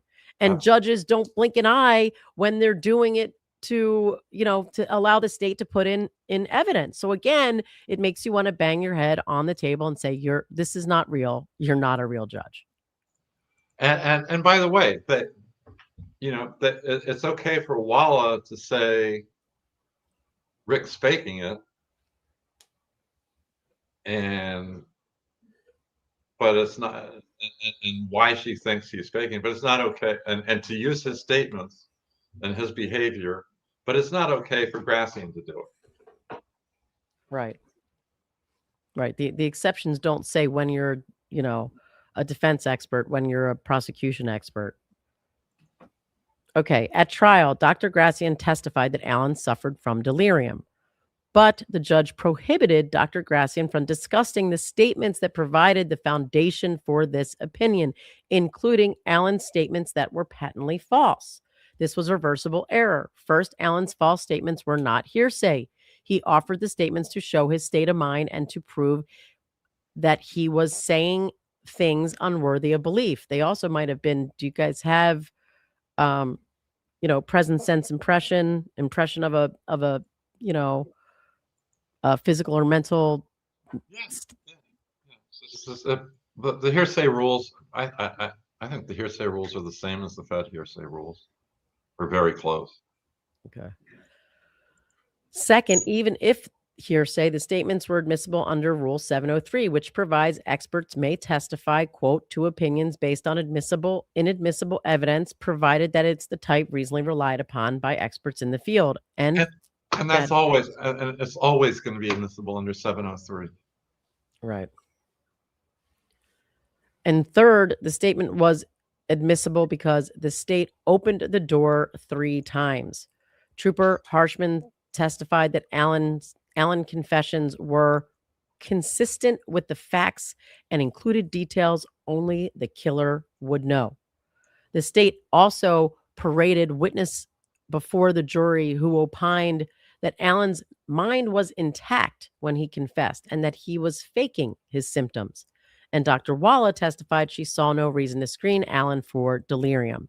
Allen was entitled to counter all of this with evidence that his statements were false, inconsistent with the murder scene, and consistent with delirium. Independently, this error was harmful and warrants reversal. In closing, the prosecutor molded a story that depicts Allen's undisputed psychosis. His confessions were truthful. The judge affected the jury's decision when she prohibited Allen from showing that he made repeated untruthful confessions. Together, the above 3 errors violated the Constitution. The Constitution prohibits a court from stripping a defendant of the power to describe to the jury the circumstances that prompted his confession. That is precisely what occurred here. Allen repeatedly presented evidence that that placed his confessions into context and impeached their credibility, but the judge arbitrarily excluded the evidence and disproportionately ruled in the state's favor. Hey, bias issue. Yeah. Well, I mean, if you look at the magnitude of these errors by Gull,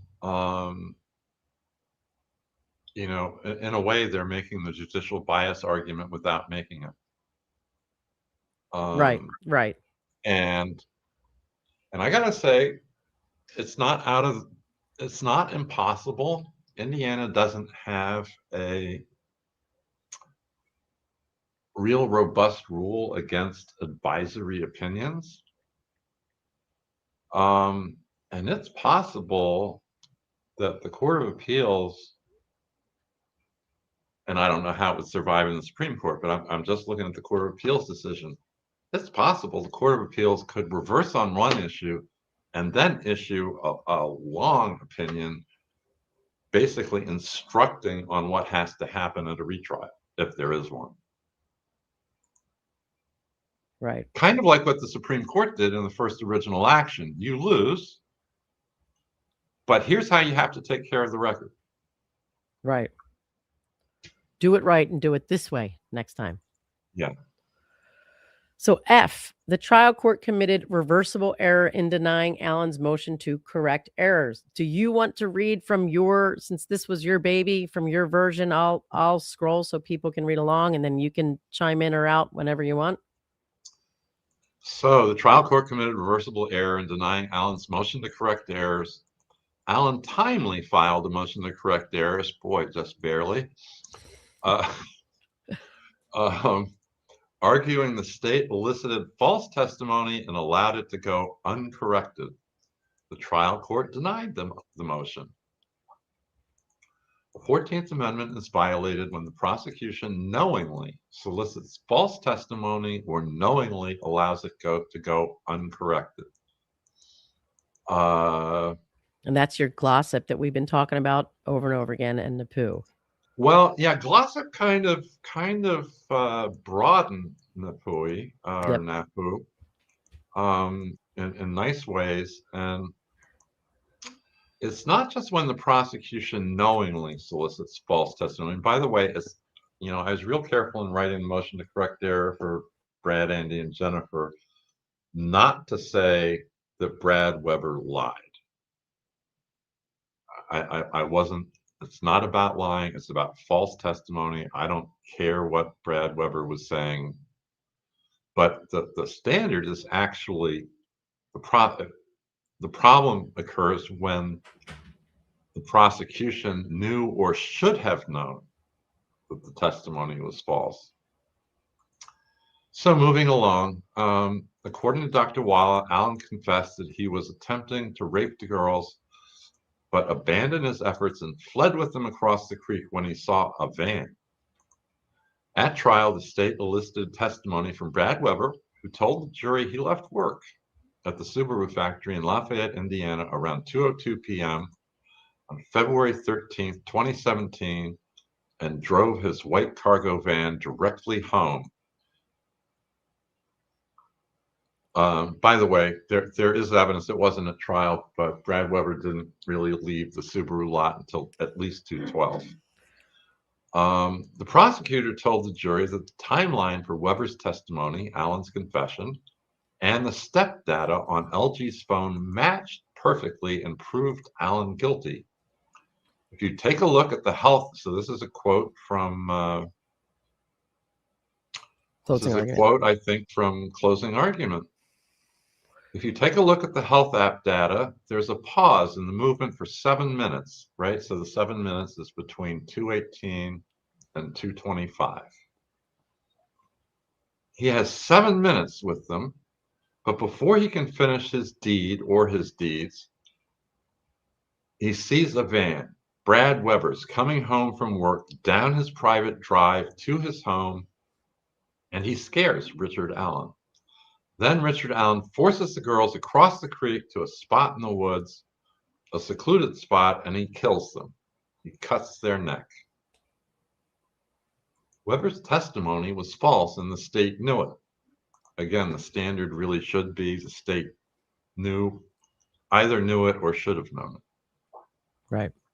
Specifically, security camera footage from Weber's neighbor showed him arriving home around 2:44, and an FBI report showed Weber's cell phone arriving home around 2:50. The error was constitutional and requires reversal. A NAPUI glossip error requires reversal if it could have contributed to the verdict. Glossip, and then I don't know why they cite Chapman. I really don't. Right. I mean, maybe there's something about that. It's not the same standard as Chapman. It's more severe than Chapman. Right. And the glossip quote is you go back to NAPUI, and it's any reasonable possibilities that the error contributed to the verdict. Yeah. Here, the false evidence, if corrected, would have shown that Weber's arrival home was inconsistent with the state's murder timeline. He arrived home 25 minutes after the pause in movement on LG's phone and nearly 15 minutes after LG's phone was on the other side of the creek and hundreds of yards away from the Weber's home. Thus, Allen's statements to Walla are inconsistent with the truth and suggest he was delirious. The error requires reversal. I don't know why I guess I see how the inconsistency plays into the error contributed to the verdict, but it's kind of flipped around. How long we've been at this? We've been at this an hour and 50 minutes. We're almost done. I could take over and read faster if you want me to do it like super fast. Yeah, I mean, look, Perlmutter. Yeah, we can also I mean, summarize for you. I think I think the Perlmutter argument's good. I think it's the weakest part of it. Just because, I mean, I think it was wrong to exclude her, but I don't know. Doesn't it go to their ability to describe the crime scene? Well, it does, but that's in that's kind of, well, Yeah, because right now we're in correcting. Wait, no, G's a whole new. All of this is under how they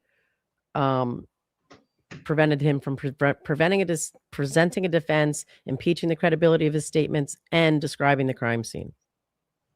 yeah, just I mean, of all those, describing the crime scene strikes me as where it's really, or explaining the crime scene is the important part.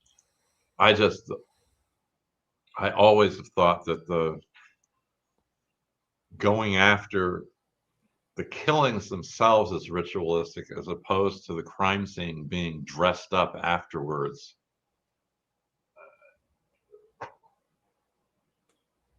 The Yeah, ritualistic killing I've never thought much of, but the dressing it up afterwards right. makes a lot of sense. I don't know. We've been at this about 2 hours. I really. So how about this? I will finish this, and then, if you want to pop on another time and discuss the end of it, or do you want me to wait and do it another day with you? You know, I think maybe you should go on and do it. Okay. These are really straightforward things. Yep. I don't know that I have any special insight to offer. Before you go, though, there was a question for you.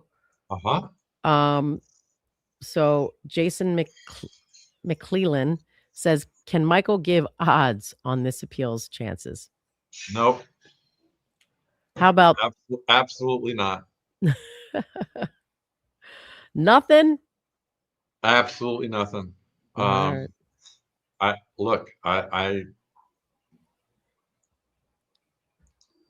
mean, I haven't had any losers. I haven't had any losers that win, but I've had things that should Winners be that laid out. lost. I've had things that should be laid down wins that have lost. So, Right.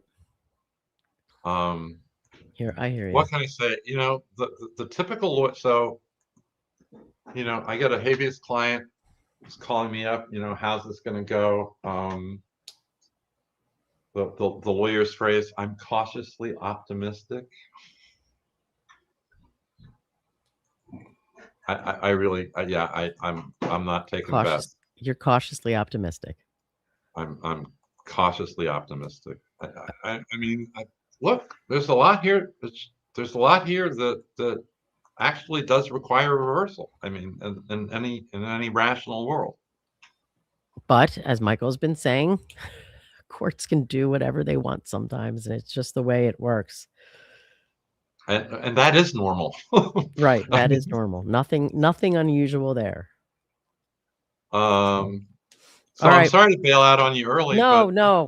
we're getting out of town early tomorrow morning. So All right, you do it. Thanks, Michael. We appreciate all the time you've given us on this, and no, well, I enjoy appreciate the opportunity to talk about it all. I'm definitely Team Rick, and I hope Stacy and Mark are successful. Pull it off. All right. Well, enjoy your holiday, enjoy your family, and thanks again, Michael. Thank you all. See ya. Bye. All right, guys, let's burn through. I do not want to leave you hanging with the last 10 pages. So, the trial court prohibited Allen from explaining the murder scene as a ritualistic killing. This was reversible error. Evidence which tends to show that someone else committed the crime logically makes it less probable that the defendant committed the crime and thus meets the definition of relevance. Here, Allen tendered Dawn Perlmutter, a recognized expert in ritualistic killings and atypical homicides, to explain the elements of ritual killings. Ritual killings commonly occur outdoors in wooded areas near bodies of water. They occur on holidays significant to the group and commonly often involve the use of ceremonial knives.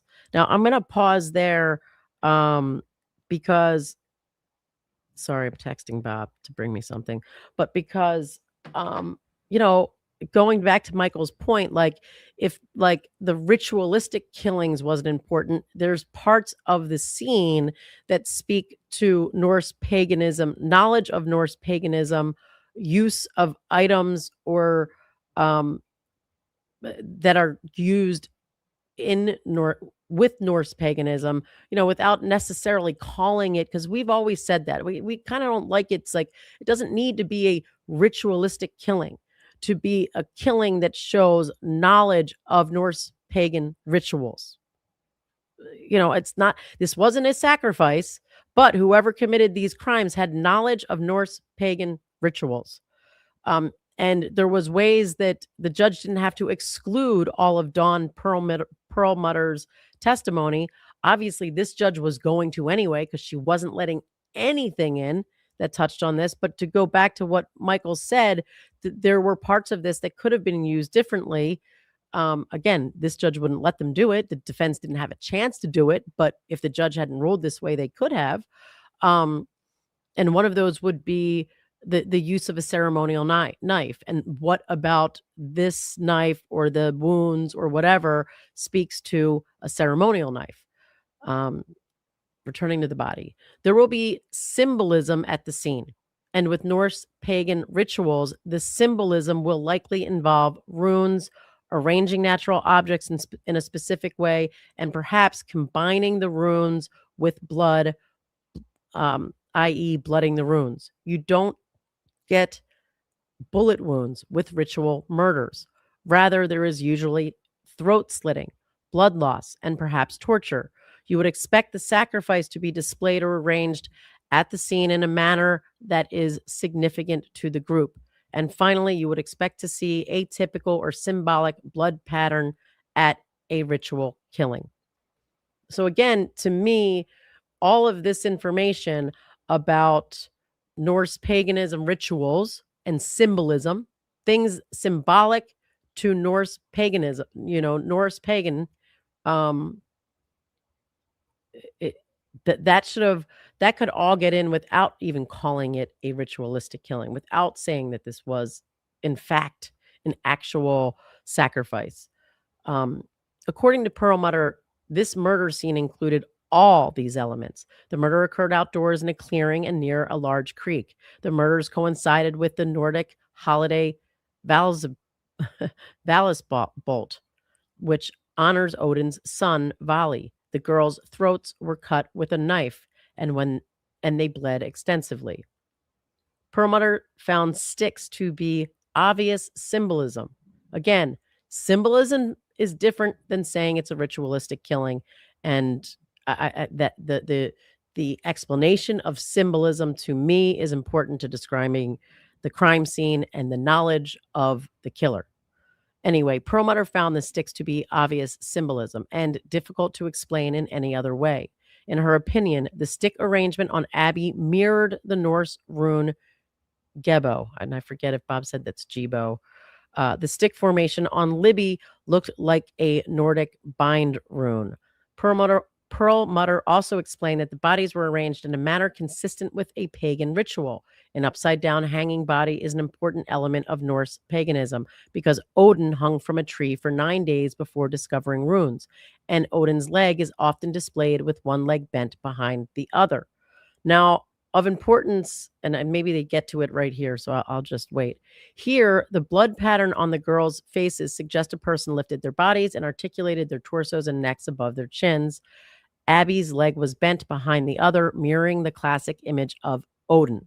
So what was significant there, and maybe it's not in the record, but I'm almost, and I'm going to come over and look at the chat in case one of you guys knows, because again, guys, I'm not looking at it while I'm reading, but the whole, when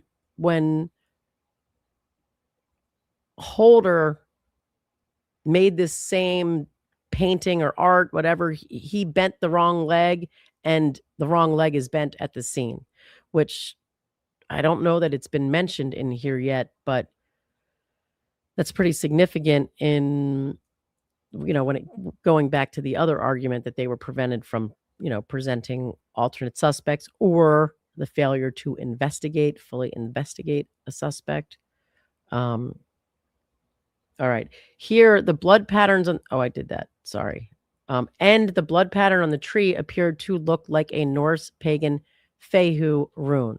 And if they needed Perlmutter to get that in, then they needed Perlmutter to get that in. And again, it could have been just symbols of Norse paganism. Period. A special symbol that someone with knowledge that specific knowledge would need to be had in order to make the scene look a certain way. Perlmutter had knowledge, skill, experience to offer this testimony. Expert testimony should be admitted if the expert is qualified by knowledge, skill, experience, training, or education, and it will help the trier of fact determine a fact at issue. Here, Perlmutter is an expert in ritualistic killings and recognized federal subject matter expert on atypical homicides and ritualistic crime scene investigation. And she is the author of Ritualistic Crime Scene Investigation, a field guide for law enforcement officers investigating ritually motivated crimes. So ritually motivated crimes is not a ritualistic killing. That's a distinction. It's ritually motivated. There is something about Norse pagan rituals that is underlying this crime. She teaches about ideological and ritualistic killings, and she is familiar with the practice of Norse paganism or Odinism. She is qualified to offer her testimony. Perlmutter's testimony was not conjecture. There was, quote, always a discussion among law enforcement that this may be a ritual murder and that the sticks were Nordic runes. The BAU declined to exclude pagan ritual as a plausible explanation for the murder scene. A consulting professor found it quite plausible that the sticks markings constitute an instruction inspired by Norse runes or modern recreations thereof. And again, that's all that they need to say. It's somebody's inspired by it. They're trying to recreate it. They have knowledge of it. Richard Allen does not. Richard Allen couldn't fake a scene to look like it was ritualistically motivated. He couldn't leave symbols of Odinism or Norse paganism. Do you need anything else? Like, I'm a host of the show. Like, I'm not.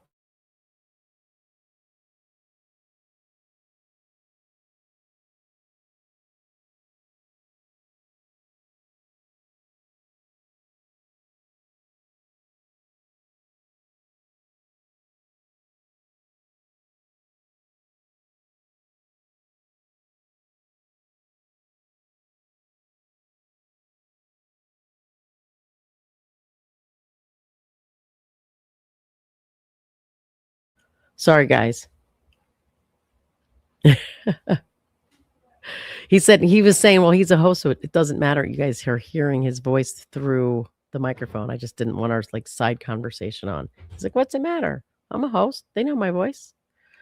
No, Bobby was bringing me water. We're trying to get Christmas ready and do all the things, but I do want to get this over and done with. We are 7 pages away from that. So, all right. And an undercover law enforcement officer familiar with runes also found pagan symbolism at the scene. And that's all we're saying. That's all that needs to be said. Perlmutter's testimony would be helpful to the jury. Although motive is not an element of murder, juries want an explanation for the crime. And when motive is unclear or inconsistent with the defendant's guilt, juries are more likely to acquit. Similarly, when a murder scene is complex or unusual, it is important the jury receive an explanation. And they cite to this Munoz case without telling us why.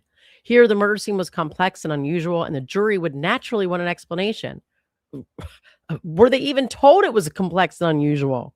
They don't even really understand it's complex and unusual because they weren't told anything other than what the state had to say about it. Just a regular crime scene. They're just hiding the body or maybe an undoing.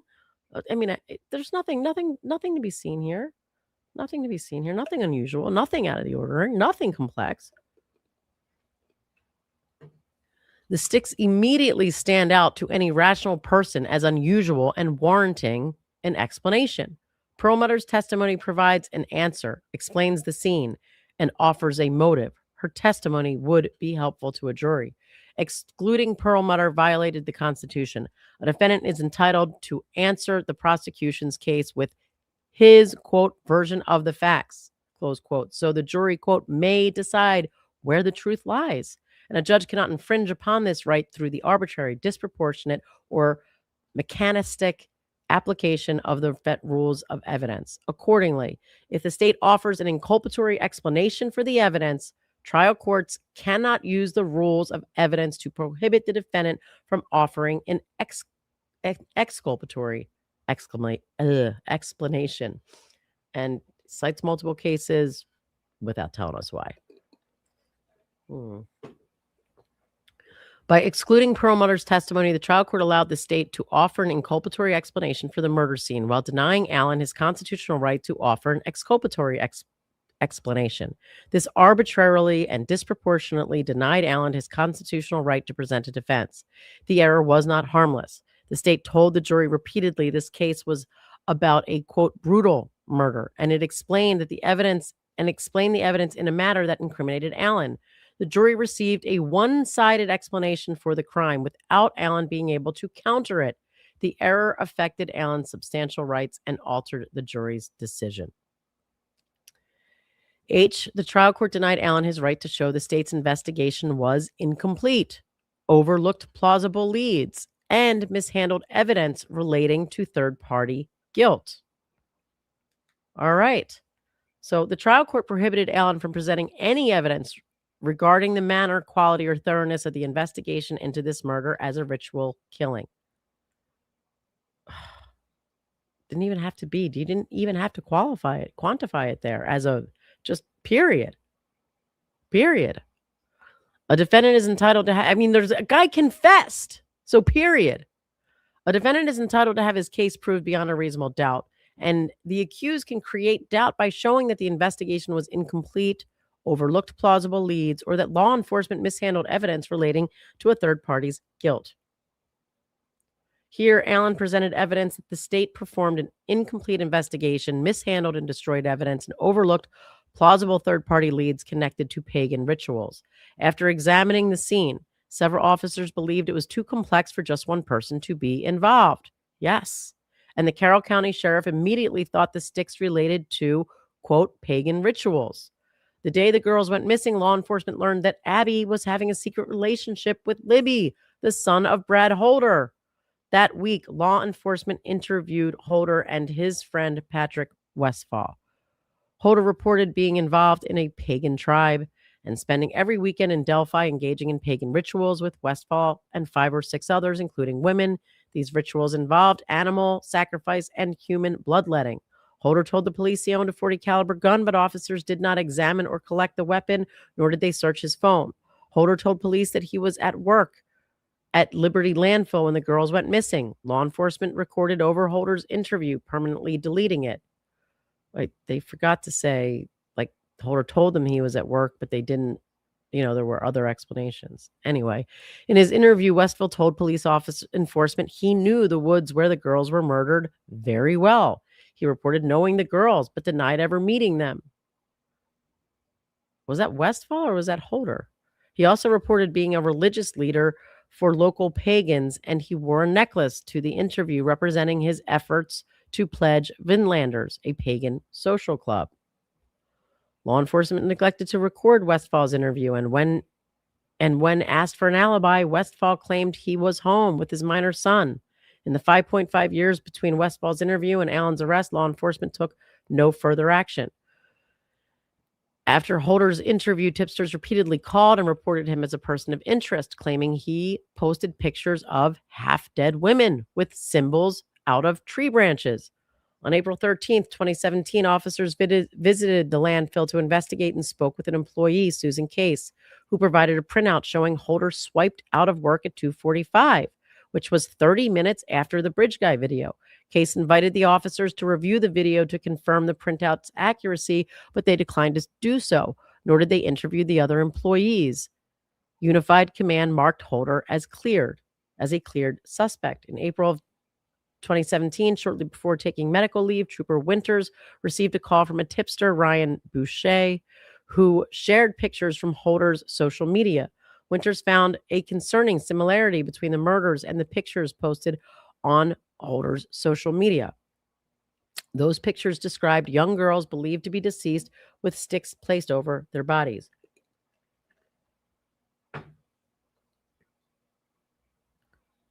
I just wanted to see. Oh, right, Ryan. Winters also noted similarity between the stick formation on Abby and a bind rune Holder tattooed or drew on his hand.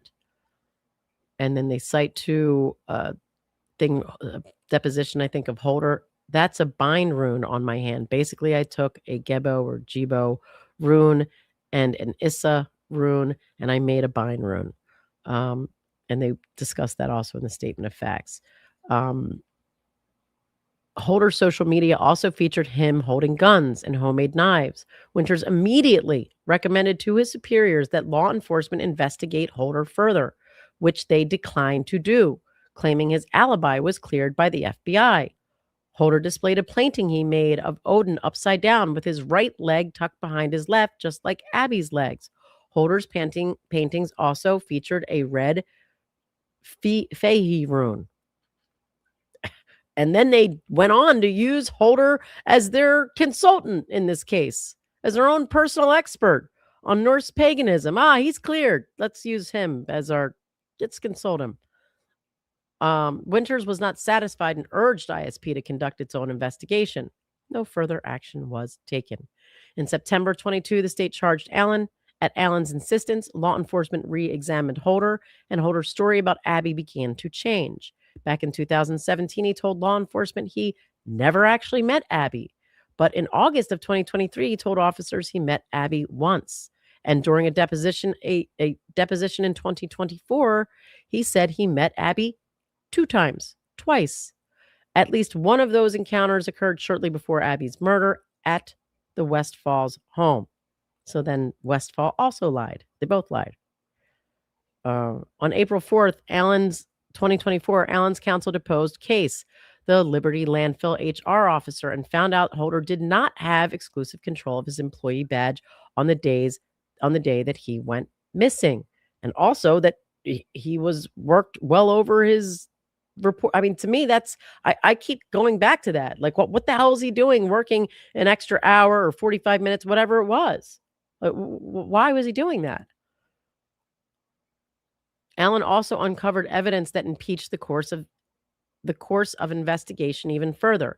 In 2018, Holder told his wife he had a fight with Westfall because Westfall wanted to up from animal slaughter to a different type of sacrifice. Holder then told her that Westfall killed Abby with others. And that she needed to keep her mouth shut about it. The evidence shows a shoddy, incomplete, and mishandled investigation into this murder as a ritual killing and raises a reasonable doubt that Holder and Westfall were responsible for the murders. Allen was entitled to present this evidence to the jury, and the jury committed reversible error for excluding it. In addition, there was a man who confessed to the crime and said, I just wish it was there. I'm sorry. I can't help it, but I wish it was there. Elvis. The error violated the Constitution and affected the jury's decision. The Constitution entitles a defendant to attack not only the probative value of crucial physical evidence and the circumstances in which it was found, but the thoroughness and even the good faith of the investigation as well. Here, the omitted evidence created reasonable doubt and raised questions of the utmost importance about the manner, quality, and thoroughness of the investigation that led to Allen's arrest 5.5 years after the murders. Had the jury heard it, a different result was likely. Confusion. Quote, The very premise of our adversary system of criminal justice is that partisan advocacy on both sides of a case will best promote the ultimate objective that the guilty be convicted and the innocent go free. Yes. Quoting a Supreme Court case from 1975, because the trial court prohibited the jury from hearing Allen's side of the story, showing how law enforcement went down the wrong path. Justice could not be done. The appellate, Richard Allen, requests this court reverse his convictions. And there you have it, people. The end. The end. So we have very little supers and stickers. Look, I think there's strong arguments in here, but it's an uphill battle to win an appeal, a very uphill battle. But this jury, I think this does a good job of saying, hey, the evidence here was not, the state did not have a strong case. The evidence here was weak, which is part of that fundamental error standard that Michael and I were talking about that's not in here, but still it's going to go to whether it was a harmless error or not. You know, the less strong the state's case, the more likely that the error was not harmless, that it was harmful. So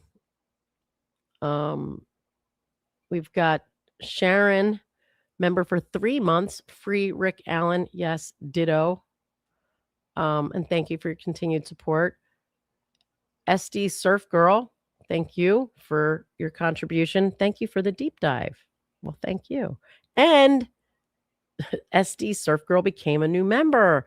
Thank you. We appreciate it. And since Bob's not here, I will do it for him. Family hug. All right, guys. Bob's back on Monday. I think he's back without me. And Dr. Russell's gasp. Thank you for your generosity. She says, Allie, you are awesome. Thank you. You are awesome. All of you are awesome. Thank you for joining us. Thank you for sticking with us through 4 parts of this appellate brief.